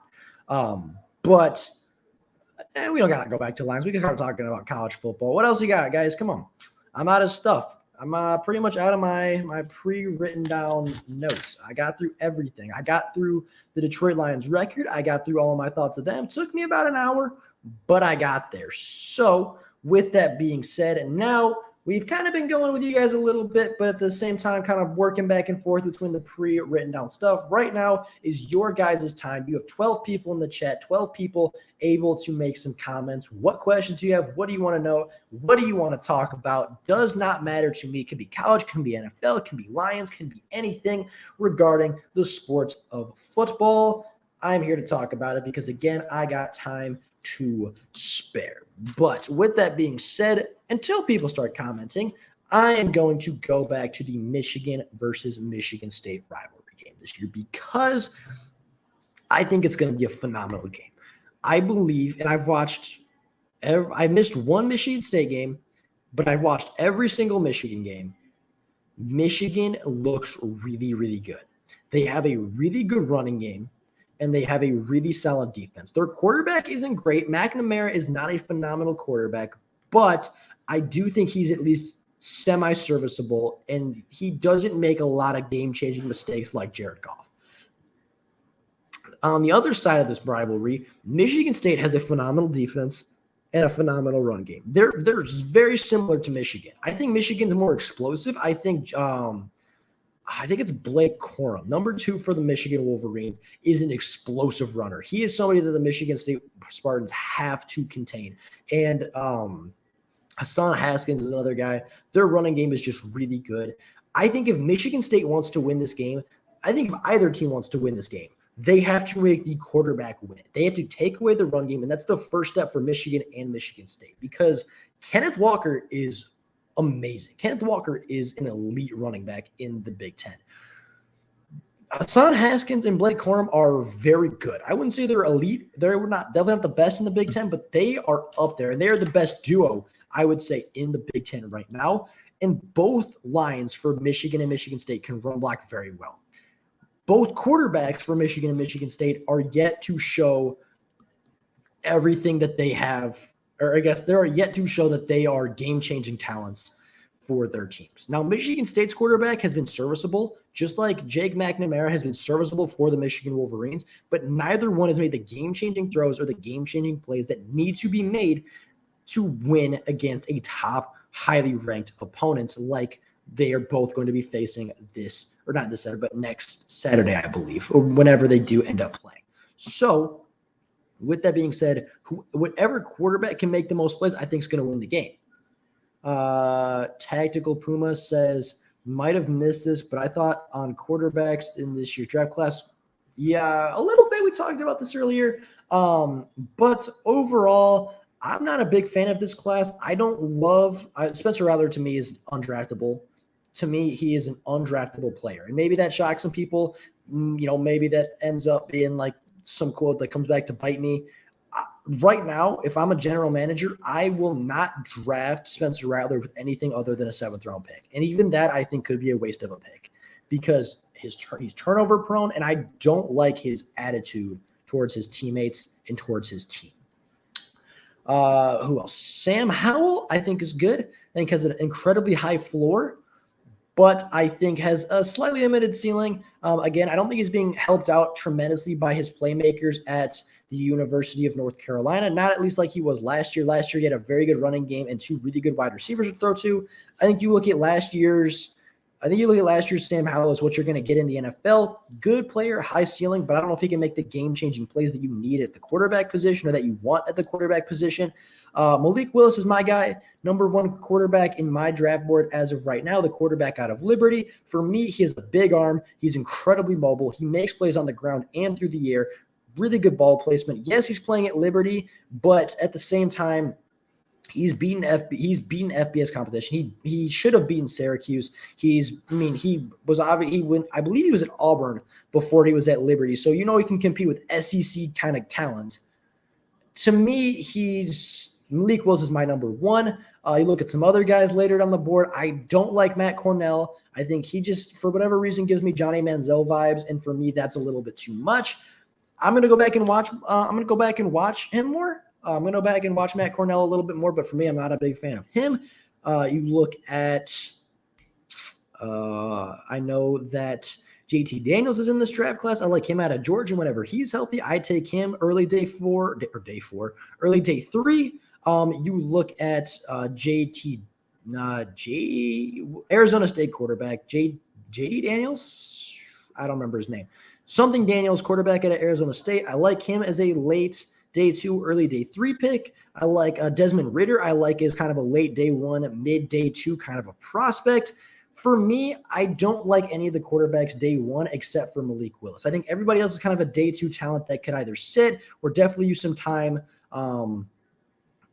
But for me, I don't think it's an incredibly strong quarterback class outside of Malik Willis, quarterback from Liberty.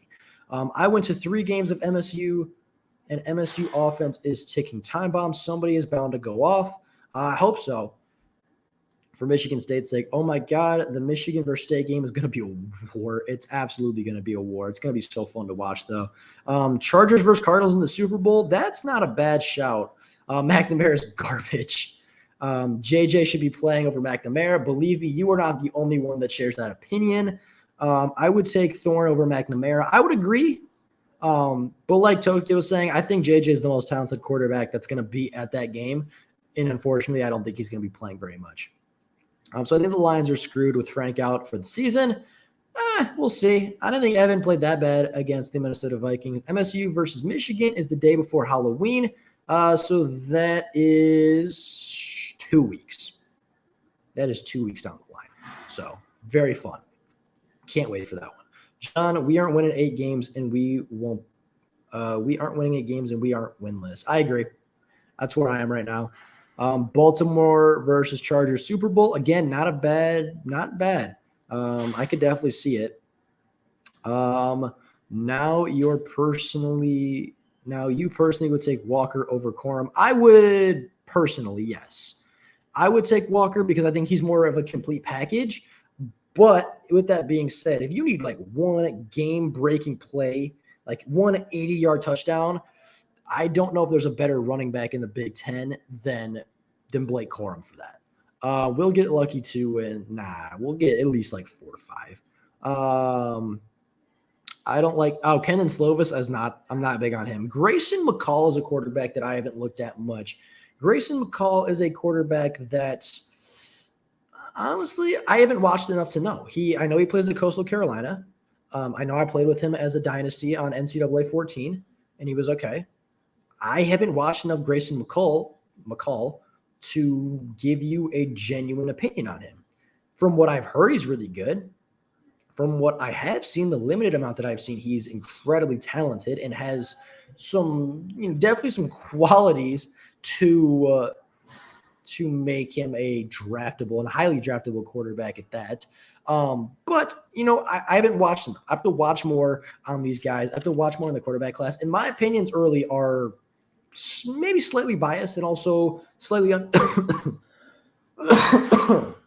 excuse me. They are slightly uninformed. They are slightly, I'm not knowledgeable on every single player, but with that being said, my opinions are bound to change over the next couple of months and as the draft season actually approaches. I can't take Corum over Walker. Again, I think overall, talking full game, full package, Walker is a monster. Walker is so good. Legitimate dark horse candidate for the Heisman, but as biased as I might want to be, and I'm not, and just so everybody is aware, I'm neither a Michigan nor a Michigan State fan really, which I think allows me to look at this game non-biasedly and look at every single player non-biasedly. Walker, I think, is the best running back in the Big Ten. But I think Haskins and Corum are the best running back duo in the Big Ten. And I think whoever can have the biggest game out of those three, I think is going to help their team win. McCall remains, I think that means reminds me of Justin Herbert. Again, I haven't watched enough of McCall to know, but I'll keep that comp in mind when I do eventually get to him. So I believe OSU wins the East and blasts Iowa in the Big Ten championship. Okay, this is going to be an incredibly dumb question. What are the Big Ten divisions? How are they split? Because I'm not entirely sure how they are split up. So the Big Ten, I know it's the East and the West. So the Big Ten, it's a four-headed race between State, Michigan, Ohio State, and Penn State. Michigan State and Michigan and Ohio State are all undefeated in the conference. So right now they're all tied for first, essentially. Penn State, I think, is out of it because I don't think any of these two loses more than one game. I don't think any of the three between Michigan State, Michigan, and Ohio State loses more than one game. Whereas you look at the Big Ten West, Iowa right now is absolutely the favorite. They are 3-0. They are the number 2 team in the country. They are 6-0 overall, undefeated on the season. And honestly, I don't see who contends with them. You have Minnesota, who's at 1-1, 3-2 on the season, 1-1 in conference. Their only loss has been to Ohio State.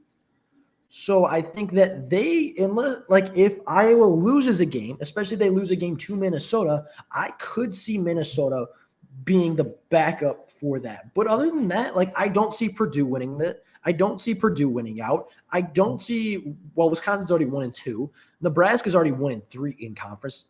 Illinois is 1-3 in conference, and Northwestern's 0-2. So, I think Iowa walks away with the West. And I think the Big Ten East, I think it comes down to Michigan and Ohio State. Honestly, I do. I think that Ohio State wins all the way to Michigan. I think Michigan wins all the way to Ohio State. And I think that game, sorry for Michigan State fans, I think they're going to lose this one. But I think that the Big Ten East comes down to Michigan versus Ohio State. And history would tell you that it's Ohio State, unfortunately. And Ohio State recently, the last couple of weeks, has found really, really good form. OSU, U of M, MSU, Wisconsin are all in the East. Iowa's in the West. Wisconsin's not in the East. At least from what I'm seeing right here, Wisconsin's in the West. But Wisconsin also has 2 conference losses already, so it's not a big deal. They're kind of out of it anyways, and they're not that good. Penn State is in trouble after losing Clifford. That is true. And that's the reason I don't think that they're really in the race. They're obviously only 1 game back from leading the conference, and they only have 1 loss in conference so far. But I think Sean Clifford was such a big piece of that offense that they are just – I think that that's kind of it for them. Alabama losing is good for college football. Tired of them. I agree. I think Bama losing is good for college football because if not, it's the same story, right? Bama is the powerhouse. Bama is the dynasty. Bama is the New England Patriots of college football. They're the dynasty. They're the gold mark. They're the gold standard. They are the ones that set the bar every single season. And this year they lost. This year they slipped up a game versus Texas A&M, which doesn't happen every year. Last year they went undefeated. The year before they lost to LSU, who, again, kind of a blue blood in college football, made their way to the top, won, and then kind of dipped out after Joe Burrow left. I think Bama losing is good. You put Georgia number 1. Georgia has not won a national championship ever. Yes, Georgia's a blue blood. Yes, Georgia's highly ranked every single year. They've not won a national championship, so they're good to root for. Iowa is not a team you expected to be in the top 2. Cincinnati is at number 3 because Bama lost. That's good for college football. That's good for ratings. That's good for views. Oklahoma's overrated. Sorry to say, if you're an Oklahoma fan, Oklahoma's overrated. They should not be number 4. But Bama losing puts them out of the college football playoffs and gets so much more talk and buzz around the college football playoffs because of that Bama loss. Steve says, I forgot Penn State was being in the East. Wait, MSU loses against OSU or to U of M. I think they lose one of those games. I think they probably lose to OSU and U of M, but I could see them winning either one of those games. Lol, Michigan is so overrated. I don't think that they are overrated. Dude, who did you scrubs beat? Yeah, again, and that's the one thing about Michigan is they haven't beaten anybody big. They haven't beaten a big name player just yet, or not a big name player. They haven't beaten a big name team just yet because you look at their schedule, and I'm aware you can't see it, but I'm scrolling through their schedule now. Right, they beat Western Michigan. It's Western Michigan.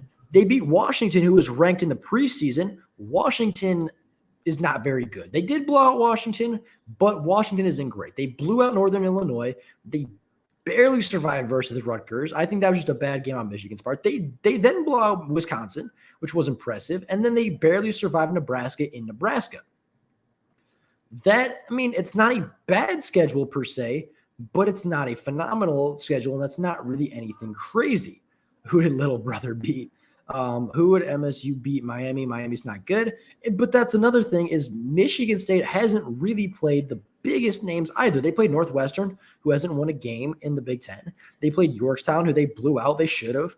They blew out Miami, which is good. They survived versus Nebraska, very much like Michigan did. They I'm not going to say blow out, but they won by 17 versus Western Kentucky like they should have. And then they blew out Rutgers. So if you're looking at their schedules, neither team has really played a top contender yet this season, right? Neither team, Miami's probably the best team on either schedule. And admittedly, Michigan State blew out Miami when they were ranked. They blew out a ranked Miami Hurricanes team, which was solid. But the only games that you can really compare are the Rutgers games. And again, admittedly, it might have been just a bad game by Michigan, but Michigan State blew out Rutgers. They put Rutgers away early, whereas Michigan couldn't do that at home. Michigan State blew out Rutgers on the road, whereas Michigan barely survived Rutgers at home. And right now, that's the only game we have to compare the two teams. So who beat Michigan? Or who did Michigan? Like, neither team has really been truly tested. And I think that should be scary for both teams. That should be scary for both sides. At least we can throw the ball. I would say that Michigan State's passing attack's better than Michigan's, but I would also say it's very much unproven. I'm not sold on Michigan State's quarterback to win them the football game, regardless of how good Kenneth Walker is. Oregon got big win versus both Michigan teams. They beat Ohio State. Oh, bigger win than both Michigan. Yeah, and I agree. No apologies. I mean, we're just talking football, talking some trash. That's totally fine. Like that. No apologies needed for that one. I love the talk. I love the confidence. I love the smack talk between teams. That's my favorite part of football is the trash talk. So no need to apologize when Prof 40. You're all good. But I think this is going to be a good matchup. I think Michigan wins this one, though. I think Michigan takes it. I just think that both teams are obviously incredibly untested, but I have a feeling Michigan's going to win. I have a feeling that McNamara is going to play conservative football. I think that Michigan is going to wear out Michigan State. They're going to kind of have that revenge tour mentality after losing to Michigan State last year. I don't have a great reasoning for you. I just think Blake Corum and Hassan Haskins are going to have a really big day. And I think that Michigan is going to beat Michigan State, but I do think it's going to be close. But with that being said, again, I know I keep going back and forth. It is at Michigan State, I believe. I think it's at Michigan State. October 30th. Yeah, it is at Michigan State, so that's good. And then, I don't know. I think it's going to be a very fun game. Then Oregon lost to Stanford. Yeah, well, that is a whole different thing. McNamara isn't great, but he's good enough. That's kind of what the whole statement has been all year. That has just kind of been what it's like, right? McNamara hasn't caused turnovers. McNamara's kept the ball for the Michigan offense, and I'd say 50% of the time makes the throws that need to be made. He isn't a game changer. I'd say he's not even the best quarterback on his team. But he doesn't turn the ball over, and he puts Michigan in a situation to win football games. And with Michigan's defense and run game being a strength, I think that Michigan can win. We lost to Stanford because Anthony Brown is trash. Can't throw the ball past 10 yards. We need a 5-star quarterback on the bench. Oh, we got a 5-star quarterback on the bench. Yeah. We'll see. We'll see for them. But 44 passing yards is otherwise. I would rather see JJ starting, but you can argue with an undefeated record. Yeah, I think JJ is far more talented for sure. I think JJ is way more talented. I think JJ, I mean, obviously you've seen, like in the short time he's been on the field, that touchdown throw he had against Western Michigan was amazing. The touchdown he threw against, I believe it was Wisconsin, was amazing. That was an amazing throw by JJ, and that shows how talented he is. But at the same time, I don't think you're going to bench McNamara unless he loses you a football game. And I think that's Jim Harbaugh's whole mindset right now is like, how can you warrant benching your starting quarterback when he's undefeated, he has 1 turnover on the season, and he hasn't lost you a football game? It's really hard to bench a quarterback if he doesn't lose games. Because if he's not losing games, then he's doing something right. Neither is Thorne. That's true. Thorne hasn't lost a game either. So any free agents you like for the Lions? It's too early for free agency talk. I don't know who's going to be available. Marcus Williams is a big target. Jesse Bates is a bigger target. Maybe Chris Godwin, depending on the state of the Lions after this season.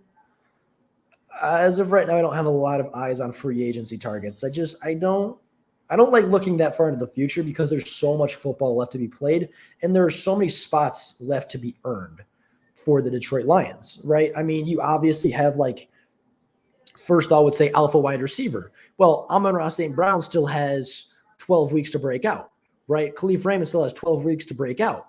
You might say, okay, you want a linebacker. Okay, well, Derek Barnes still has 12 weeks to prove that he's the guy. You still have, 12 weeks for Jalen Reeves-Maybin to prove that he's the guy. You look at safety, who I think right now is the biggest need. Tracy Walker looked great last week. I almost said yesterday. He looked great on Sunday. He has 12 more weeks to keep improving and keep growing and getting better. I just think it's really early for free agent talk considering we have a lot of season left to go. Sam Howell, not a big fan, but I like the wide receiver. He got Josh Downs. I don't know much about Josh Downs, honestly. All right, the fan base is already on to the draft the draft picks. Yeah, they are, and that is slightly frustrating. Free agent targets, safety, linebacker, wide receiver, edge. As of right now, I would agree with you. As of right now, I would 100% agree with you, but that also can change over time. Like I said, Tracy might end up having a really good season. Khalif and Amon-Ra might end up having really, really good seasons.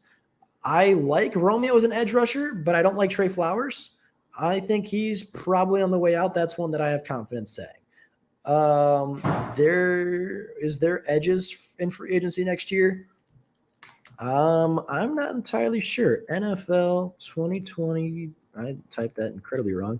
2022 free agents. I'm not entirely, and obviously these guys can still be re-signed. Let's see if I can share this screen real quick. Share, window, Chrome tab. I think you guys should be able to see this now. Yes, you can. Okay.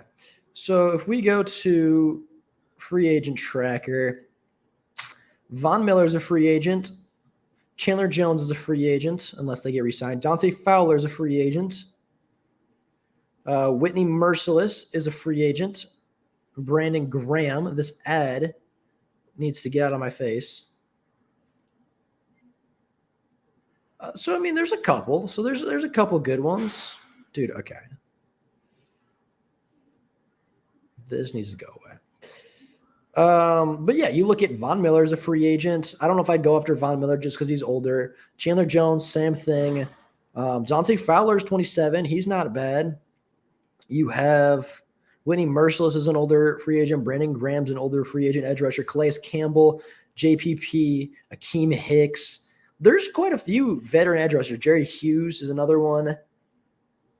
Brandon Williams is interior defensive lineman. Mario Addison is an interesting one. Ndamukong Suh, Dante Hightower is a linebacker, but is still, obviously pretty good at pressuring. So, I mean, there's some good players out there still, for sure. There's definitely some talent out there that we can go get in free agency at edge rushers.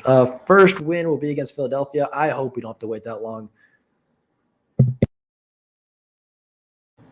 I hope we don't wait that long for a win. I'm seeing Bengals. Dang, I'm super late. You started streaming 100 minutes ago. I started streaming at 1 o'clock. So we're about an hour 43 into it. I don't know how long we're going to go, but we're going to go until I can't talk anymore or we're done talking football. Whatever one comes first, I suppose. But no worries. Glad you're here now. Glad you're hanging out with us.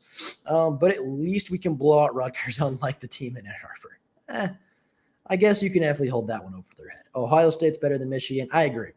I think Ohio State's the best team in the Big Ten right now. They struggled early. I think they struggled to find their footing early with the new quarterback, with the new running backs, with the new line, with the new defense, with all of the new players, all the young underclassmen that they have playing right now. I think that Ohio State struggled to find their footing early, and I think a top 10 matchup versus and I think a top 10 matchup versus a really solid Oregon Ducks team was not what the Buckeyes needed this year. Last year, I think if they played this game last year like was intended, I think Ohio State wins. I think you take Justin Fields and Chris Olave and, that team last year with the big players on defense that they had, and you just take that more experienced group with a obviously way more experienced quarterback in Justin Fields.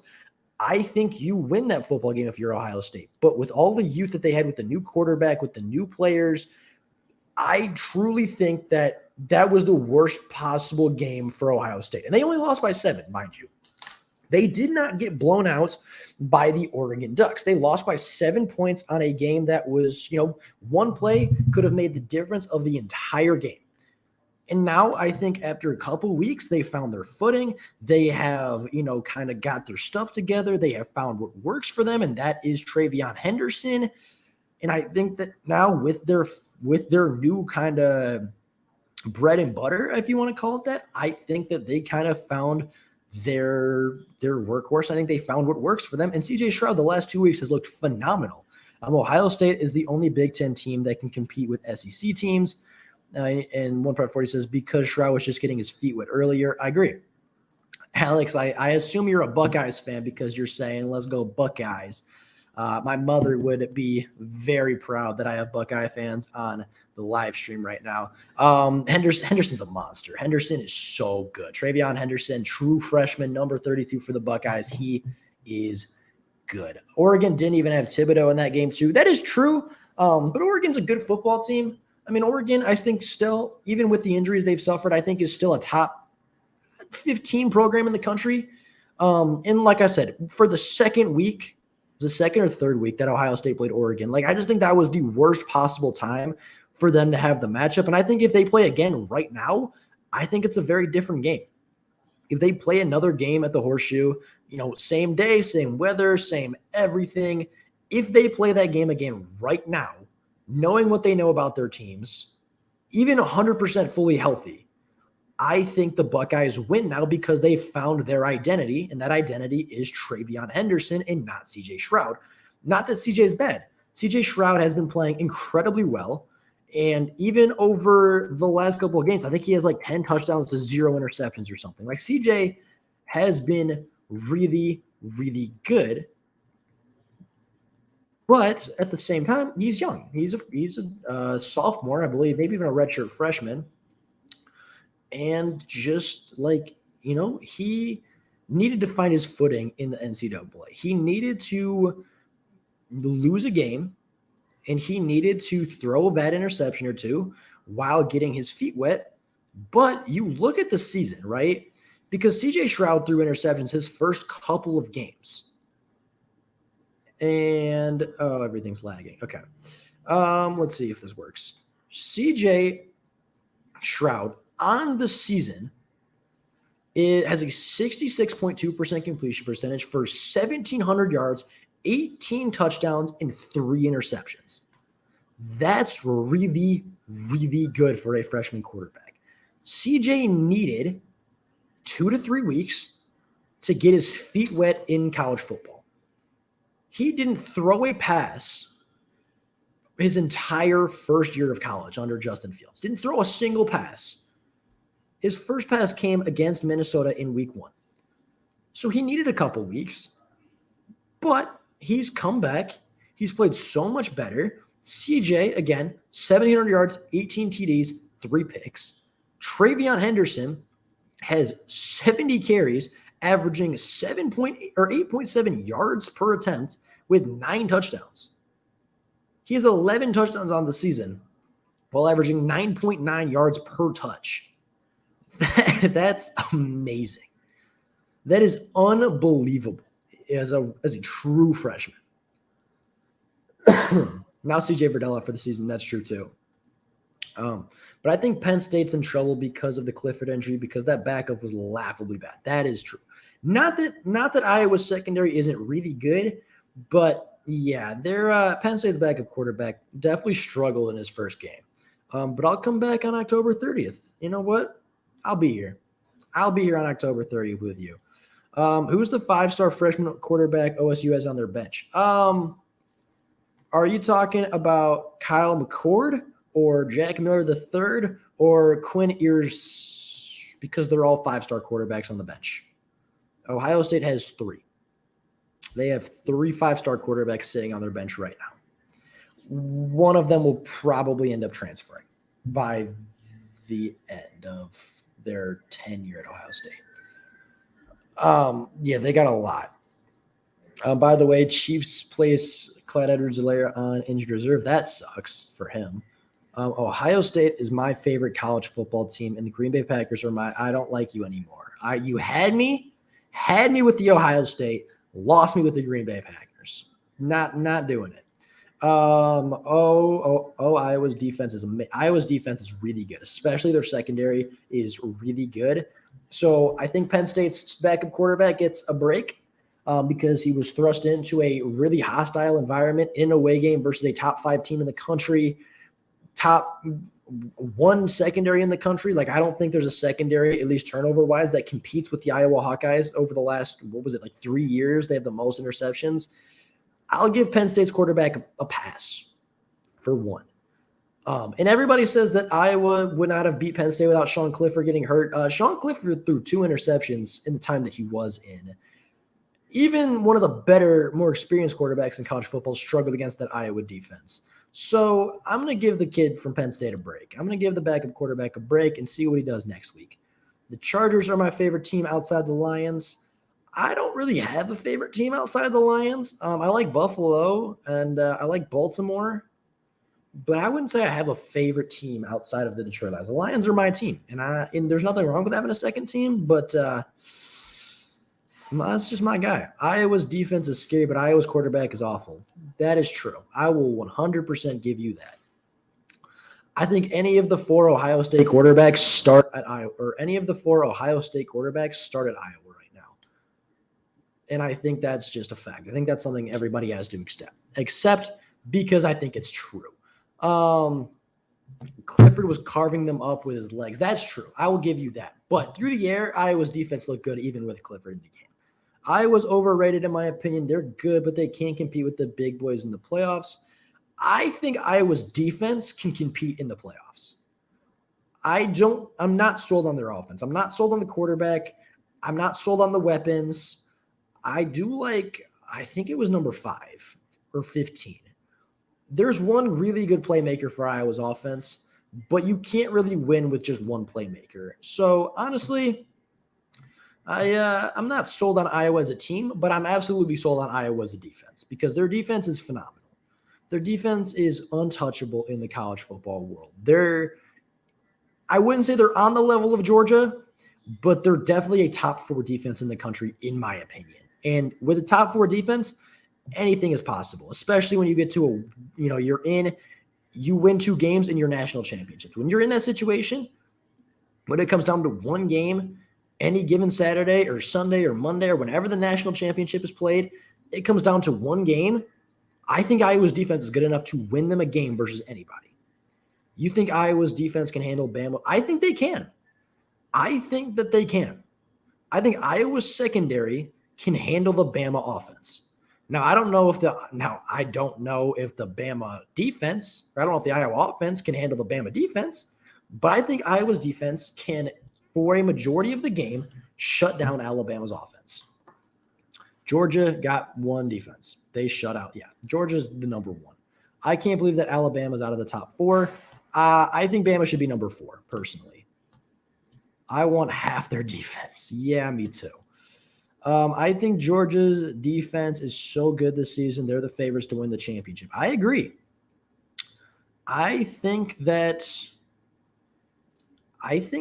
Georgia's defense is absolutely good enough to win them a championship. They're the best defense in college football. Their offense isn't bad, right? Their offense with Zamir White and that really good offensive line and whoever's at quarterback, whether it be Stetson Bennett or JT Daniels, they're a good enough offense to put up points versus any defense, but their defense is elite. Their defense is unbelievable, and I would not be shocked if that entire defense goes to the NFL.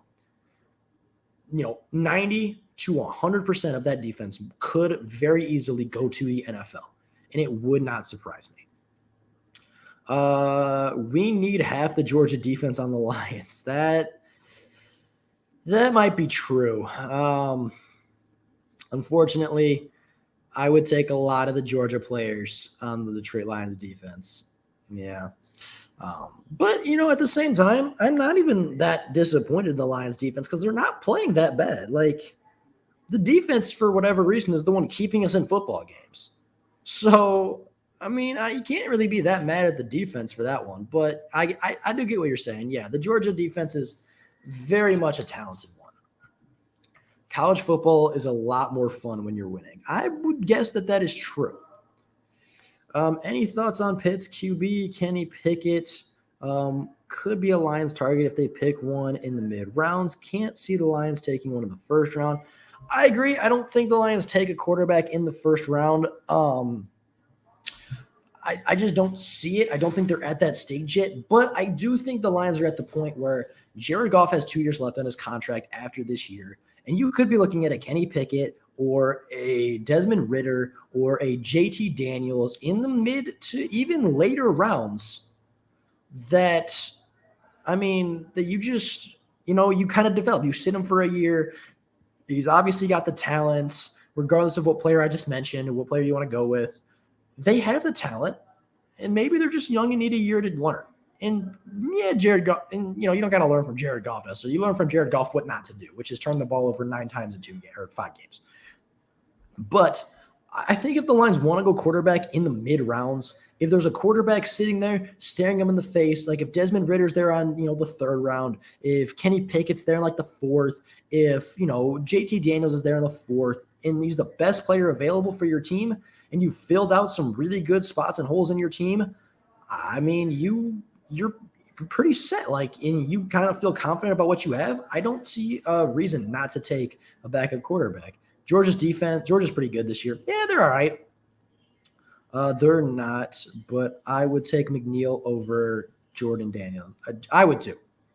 I'd take Aleem McNeil over anybody in college football because Aleem McNeil is a professional and everybody else is not in the college football ranks. But I'm not taking anybody over Aleem McNeil in college football because Aleem is balling. Aleem is doing great. John Gruden quit on the Raiders. This is not a topic that I want to talk about today. Hopefully, I was hoping it was one that was not going to come up. I think this is one we're going to skip today. I'm not knowledgeable enough on the situation to give you an opinion that is valuable. I don't know everything about the situation. I don't know the entire background of the situation. But that I don't think is one that would be wise to talk about. But John Gruden did quit. He's no longer the head coach of the Raiders. I don't think he quit on the Raiders. But from what I've heard, or at least from what John Gruden has said, he resigned from being the Raiders head coach because he did not want to be a distraction to the football team. He didn't want personal matters or, things like that to be distracting to the football team. And because of that, he left. And I think that's very admirable and very big of John Gruden to do. If the Lions have first pick, do they take Thibodeau or trade back? If you can trade back and still stay in the top 5, I think you trade back. If not, take Thibodeau. Don't overthink it. Now back to our regular scheduled program of college football. Urban Meyer loses players. I'm thinking that's probably a yes. You take Thibodeau. I take Thibodeau. Thibodeau's a monster. Thibodeau's unbelievable. Kayvon Thibodeau's unbelievable. I don't even know how this man is eligible to play college football because I don't think it's fair. The dude he's 6'5", 260 pounds. His freshman year, and the only real season he had as a true freshman, he had 9 sacks, 1 forced fumble, 3 passes defended, 11 assisted tackles. And I don't even know how many tackles for loss, but the dude is he's so athletic. He's a freak of nature, by the way. Unbelievable. I couldn't even I have no words to describe Kayvon Thibodeau other than he's just a menace. He's unreal. To actually think that Lions fans actually want Urban Meyer. I wanted Urban Meyer. I made a video talking about I wanted Urban Meyer. Not my proudest moment. Players was cuss Urban Meyer out to throw the challenge flag. Yeah, I saw that. Would he fit a 4-3 defense? Who is he? Thibodeau? He's athletic enough to play linebacker. What does the Oregon defense play? Oregon football defensive scheme. I feel like Oregon plays a 3-4, don't they? I don't know the answer to that. What does Oregon play? I can't find the answer to that right now. But if somebody knows what Oregon plays, then please let me know. I'm surprised Nebraska didn't attack Michigan with their gigantic tight ends. Probably not. Anthony, come on, man. I'm sorry, dude. It's Urban Meyer. What was I supposed to say? No. But I think Kayvon could definitely fit a 3-4 like the Lions. I think he's athletic enough to do it. Yes. The answer is yes. He can fit any scheme you want. I think Oregon plays a 4-3 defense. Doesn't matter. He can fit a 3-4. He'll be totally fine. Thibodeau can play outside linebacker, so that's edge rusher. Plus, I think he's better at rushing from the 2-point stance than his hand in the dirt. He's going to be a massive upgrade over Trey Flowers regardless if he ends up on the football team. So, yeah, there is that. But, I love Kayvon Thibodeau. Kayvon Thibodeau is a freak. He's amazing. I love Kayvon so much. I want him on my football team.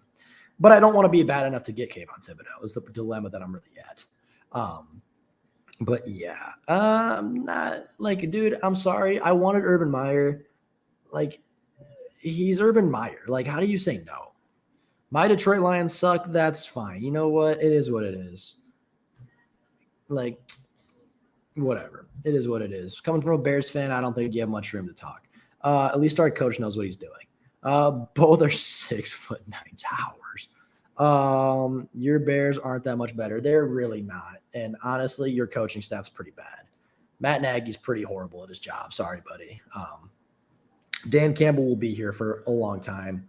Dan Campbell inherited a much worse football team. And the Bears are 2-3, and the Lions should be 2-3. But don't tell the Bears fan. But whatever. Bears fans being toxic, it is what it is. LB in a couple years, Lions need Justin Falau or Sewell, brother of Noah Sewell. Yep. Could definitely see that. Any free agent wide receivers you'd like next year for the Lions? I like Allen Robinson. I don't know if it makes the most sense. You know what? Like, he's just kind of an older wide receiver. I don't know if it makes the most sense to get a veteran wide receiver. But if we were to sign Allen Robinson, I wouldn't be. I think he's 29, so he's not that old. The Packers are better than the Bears. That is true. You barely survived against the Lions. Oh, my God. If Jared Goff wasn't so bad, we would have beaten the Bears. If Jared Goff didn't turn the ball over, we would have beat the Bears. If Justin Tucker didn't, drill a 66-yard field goal, then we've gone over this. The Lions should be 2-3. They're not bad enough to be 0-5. I honestly hate talking draft, but week 6. Yeah, honestly, I mean, I didn't come here to talk about the draft, but if that's the general direction that everybody wants to go, then I'm not. I'll talk any football. Like, it don't matter. We'll talk college football. We'll talk NFL. We'll talk the draft that's 6 weeks away. Anthony Miller's available. No, thank you. Personally, I'm not a big fan of Anthony Miller. I think he makes a couple big plays this season and then kind of disappears.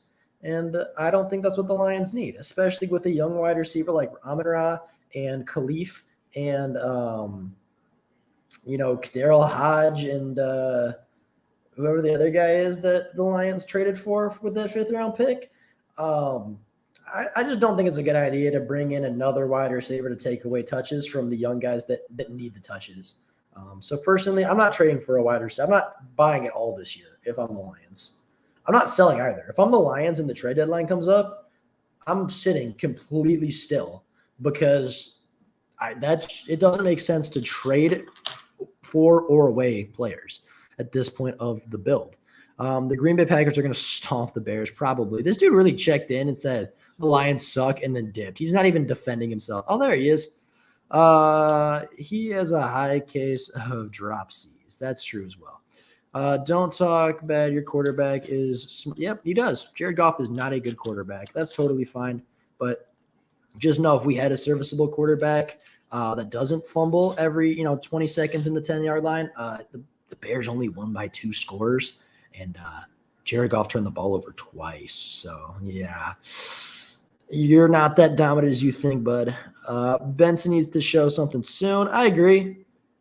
Benson needs to step up. You traded 2 picks for him, and this is the chance to make – I agree. I 100% think that he's got to step up. We have Amon-Ra, who is similar to Miller, except for he doesn't drop passes. Exactly. Amon-Ra St. Brown is better than Anthony Miller. Don't care what you say. No, I'm not being biased. Amon-Ra St. Brown just doesn't drop passes like Anthony Miller, and he gets open and makes more plays consistently than Anthony Miller. So, sorry, Bears fan, not your day. I love people talking. It's so funny. And, if you were a good team, it would even be bad. If a Packers fan said something, I'd be like, you know what? The Packers are 4-1. It's fine. But he's a Bears fan. The Bears are 2-3. The Bears have a losing record. They barely beat the Lions. They barely beat the Cincinnati Bengals. What do you have to be proud of? Justin Fields is fine. But he's not great. Play a real team like Cleveland and see what happens. This is the reason I can't stand Bears fans. I know, right? They're just the worst. Bears fans are the worst. I didn't even read this comment before. Yeah, he came into a Lions chat to be a troll and then says, don't talk like the dude. Get a life. Yeah, I love it. Love it. What happened to we going to be a run-heavy team? We were supposed to be a run-heavy team this year. Where do we have us picking in the draft? Probably top 10, if I'm being totally honest. I would say I'm going to guess anywhere from 6 to 12 is where the Lions will be picking. And then I'm going to guess anywhere from 28 to 32 for the other one. Yeah, Green Bay. I don't want to hear it from you either, Alex. You at least have some room to talk because you're pretty good at it. Your team's pretty good at football. A win is a win, unlike you. Think about Justin Tucker. I'm thinking about Justin Tucker. Good for him. Justin Tucker made himself some money on week 3 when he hit an NFL record. Good for Justin Tucker. Good for him, man. A win's a win, and that is still something the Bears are not accustomed to because they have more losses than wins. Play a real football team before you start talking, please. Justin Fields is mad. Justin Fields is absolutely mad. The Packers will win the division. Will the Bears this week? Yeah, probably. Well, say that now when you guys get absolutely blasted by them. Bro, the Packers are so much better. 0-5, sure. We're 0-5. It is what it is. Should be 2-3. Sometimes you just get unlucky. That was a hell of a kick. And you know what? If the Lions every single week come down to, less than a minute on the clock with the lead, I feel pretty confident about my Lions. So, yeah, sure. 0-5 is what it is. Should probably be 2-3. If we didn't play so poorly versus the Chicago, but my contact is definitely like falling out, guys. Sorry here. Give me a second. I'm going to adjust this, but you guys don't have to look at it. If the Bears are like 2-3 or whatever they are, like that's not that impressive. So, if you really want to talk about winning and losing, like, I don't know, maybe you have a winning record if you're a Bears fan before you start talking, but it is what it is. The Bears, sure, they have a better record than the Lions. Sure, the Bears have some good pieces, but I don't know. The Bears aren't that good. The Bears won't make the playoffs. Who have the Bears even played? Who did the Bears beat? Who are you so proud of? All right, you're proud of a team that beat the Bengals by 3 points, a team that got smoked by Cleveland. Let's see. You also lost to the Rams, got blown out. That was really impressive. So from what I've seen, you've played 2 playoff caliber teams, and you got blown out 34-14 and then 26-6. So make the playoffs and lose by 20. Yeah, go for it, I guess, if you're really proud of that. Then you bums take Trubisky over Watson and Mahomes. Didn't Fields have 9 yards passing against the Browns? Yeah, our head coach was crying because he cared. At least our head coach knows what he's doing. And yours in the pocket. I bet Matt Nagy cries when he gets fired. That would be funny. Let's see. The Chicago Bears don't stand a chance against Green Bay. Campbell is better than your coach. At least we like our coach. That's also true. This dude really says, our head coach is crying. This is the same dude that probably questions Matt Nagy every single time. OMG Super Bowl contenders. Psych. Yeah, I bet. You guys are getting destroyed by the Rams. You can't even say that because you guys lost by 20 plus to the Rams. And the Lions haven't lost by 20 plus at all this year, and the Bears have done it twice. So, we're not getting blown out. We're not getting blown out. Yeah, we're going to lose. Sure, that's fine. Stafford's going to beat the Lions probably. I bet you it's not a 20-point loss. I bet you we don't give up 34 points. I bet you Stafford doesn't hate the Lions like he hates the Bears. What are you trying to prove? Y'all got destroyed. This guy is kind of a moron. I love it. These scrubs get beat by them too. That's the funny thing. He's like, you're going to get destroyed by the Rams. Okay, but you guys lost 34-14. I don't know what to tell you. Congratulations. I guess we'll have something in common then. I don't know what you want from that comment. It's just kind of funny. I love talking. And I know the Lions are 0-5, and that's totally fine. But, again, Lions not quite as bad as their record would say. I think the Bears are – for a 2-win team, they're kind of overrated. Or 3 – oh, they're 3-2. Never mind. Okay, for a winning team, they're kind of overrated. I really hope we beat these scrubs on Thanksgiving. I'll be there, and I really hope we do too. I think we will. I can't imagine Jared Goff plays that poorly again against Chicago. Can't imagine it. What about the Vikings game? We were winning with 37 seconds left. It happens. Good for the Vikings. One Pride 40 new profile pick. That's one thing I noticed. That's kind of a clean profile pick. I like that. Stop talking Bears fan. The Bears totally suck. Sure, the Vikings, yeah, great. They kicked a field goal and won. Congratulations. Good job, Minnesota.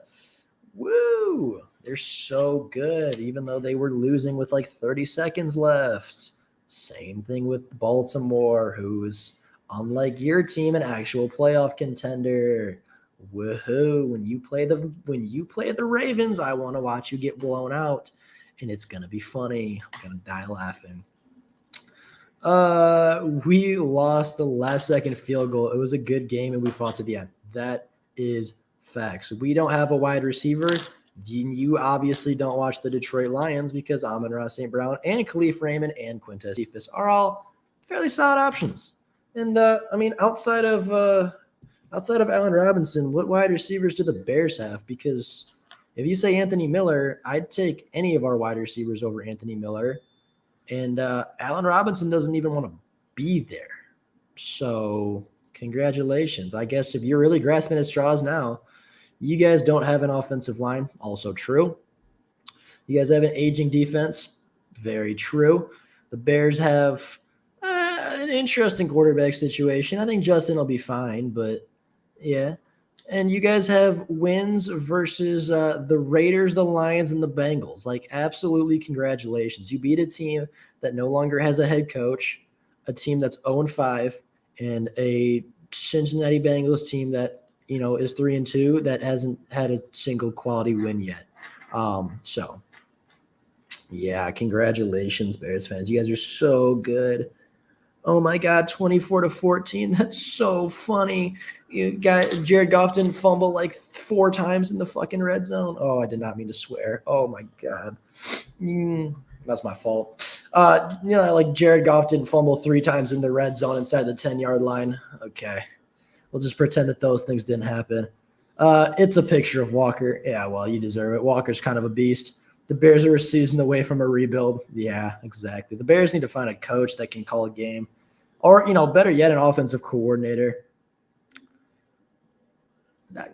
You know what? That's fine because the Bears are going to be really bad in a couple of years. They're going to have no cap space.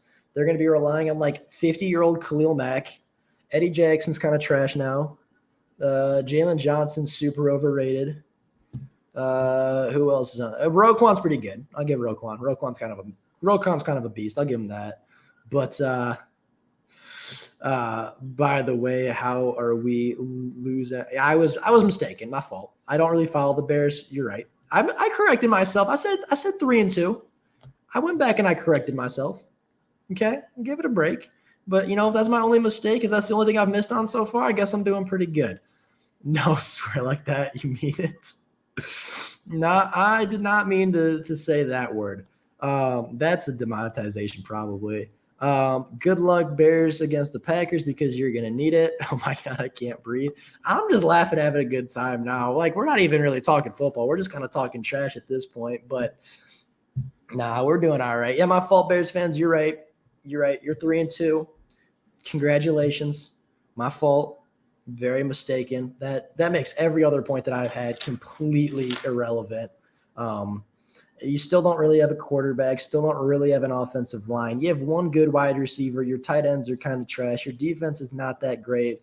Khalil Mack is overrated. Eddie Jackson's overrated. Jalen Johnson's overrated. Every linebacker except for Roquan Smith is kind of trash. I think I got all of it. Oh, yeah, double doink. Now I got all of it. All right, cool. Let's move on. What else are we talking about today? We're 2 hours and 16 minutes in, and I'm having a great time. He must have left, dude. He's so mad.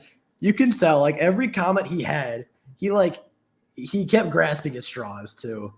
He came in, and he's like, you guys suck. You're 0-5. And I was like, all right, it is what it is. Like, that was probably the best comment he had. He goes, your head coach was crying. Yep, sorry, my head coach gives a damn about my team. You get destroyed by the Rams. That was a comment that he also had that the Bears happened to fall into that same category. What about the Vikings? Yeah, something funny about a 55-yard game winner. That means the Lions played really, really bad.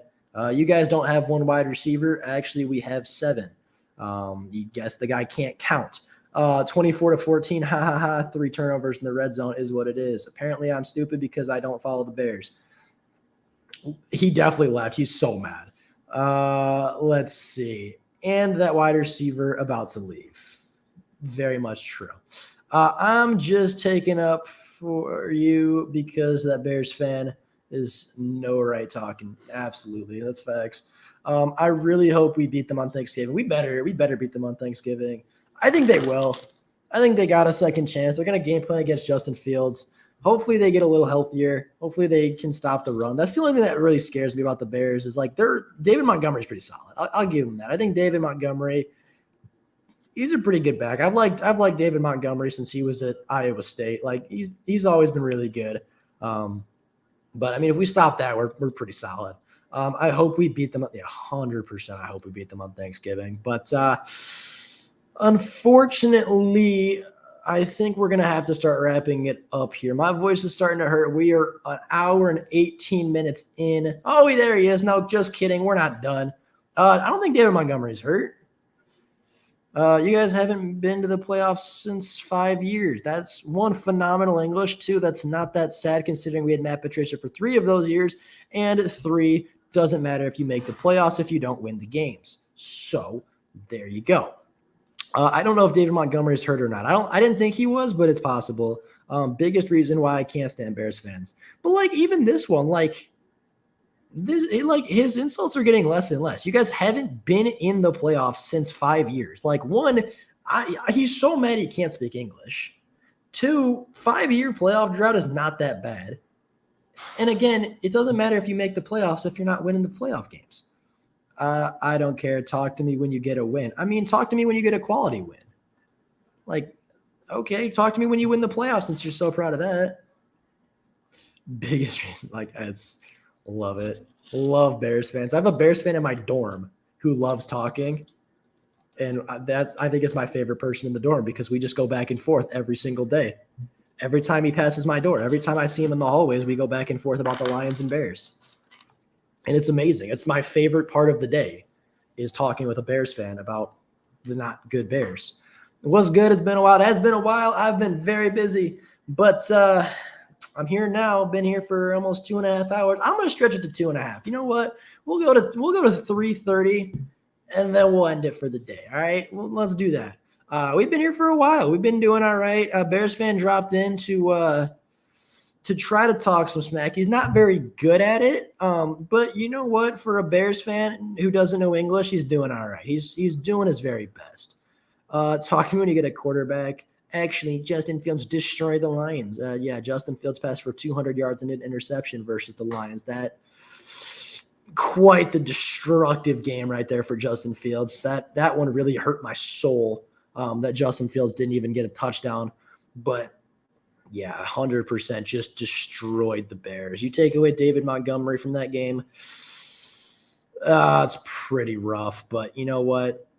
Sure. 11 completions for no touchdowns and an interception. Oh, my God. That really, really hurt. Talk to me when you can speak English. Oh, I love it. Oh, I love the Lions community. How many Super Bowls Chicago have? They have won. All right, they got more than the Lions. To be fair, they don't have quite as many as your Packers, but not many people do. So give him a break, all right? Don't give him ammo. Wait, are you really saying Fields is having a great season? No, I'm not. Absolutely not, bro. What did he even do last week? Did he even throw a touchdown last week? Like his 3rd game? It took him 3 games to score a touchdown? Like, that's pretty sad. That's really sad. For a starting quarterback, that sucks, dude. Man has 3 starts and 1 touchdown. Like that's absolutely destructive right there as a quarterback. That's phenomenal.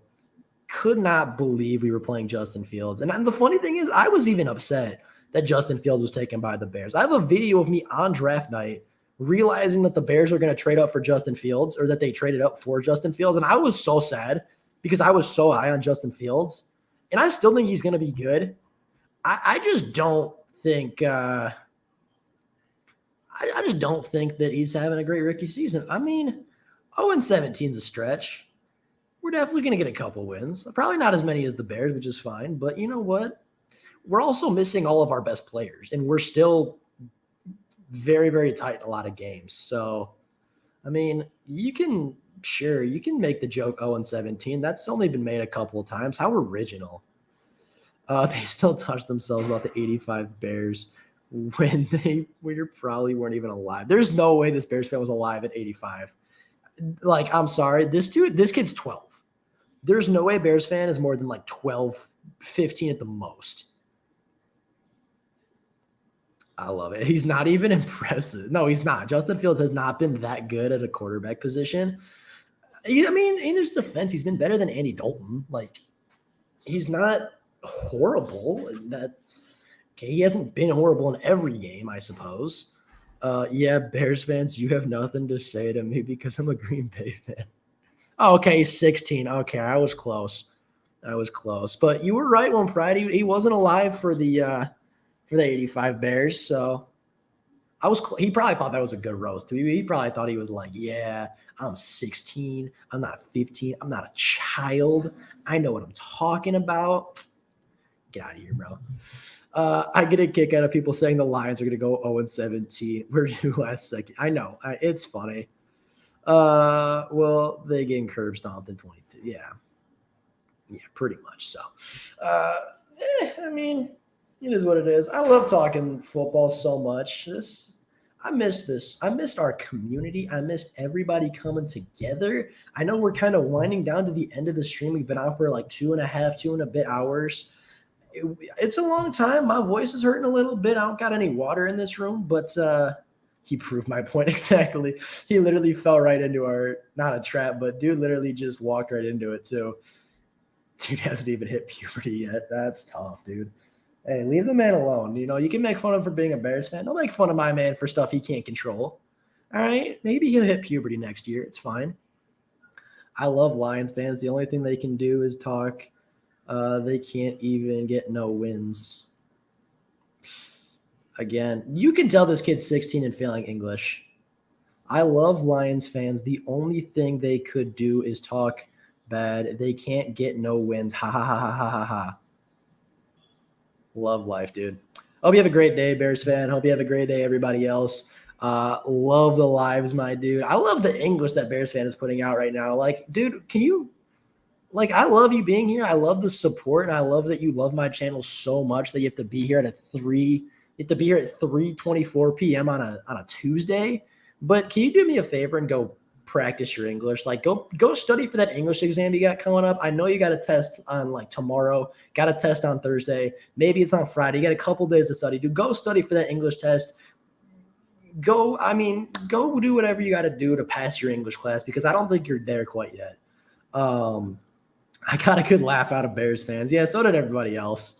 But man, it's real funny. 2:25. I don't even know what that means, but that's fine. It's 3:25. Guess he can't tell time either. But all right. I think that's it for today. We're going to start winding down. Of course, as much trash as we talked, I appreciate everybody for being here. Even you, Bears fan, you're more than welcome to come back on the stream anytime you'd like to be here and talk about the Bears being trash. But for now, that is all that I have for you guys today. I have been right or wrong. It has been so fun being back. Again, college has been kicking my butt, but we're back. We're talking Lions football. I want to get at least 2 to 3 live streams in a week. One before Lions games, one after Lions games, and one hopefully in the middle of the week sometime. Take some clips here and there and get some nice videos out of it. I think it'll work out quite nicely. But with all that being said, that is all I have for you guys today. Love everybody that was in the chat. Love everybody that's here today, even you, Bears fan. And I will see everybody in the next live stream. Thank you all so much for tuning in.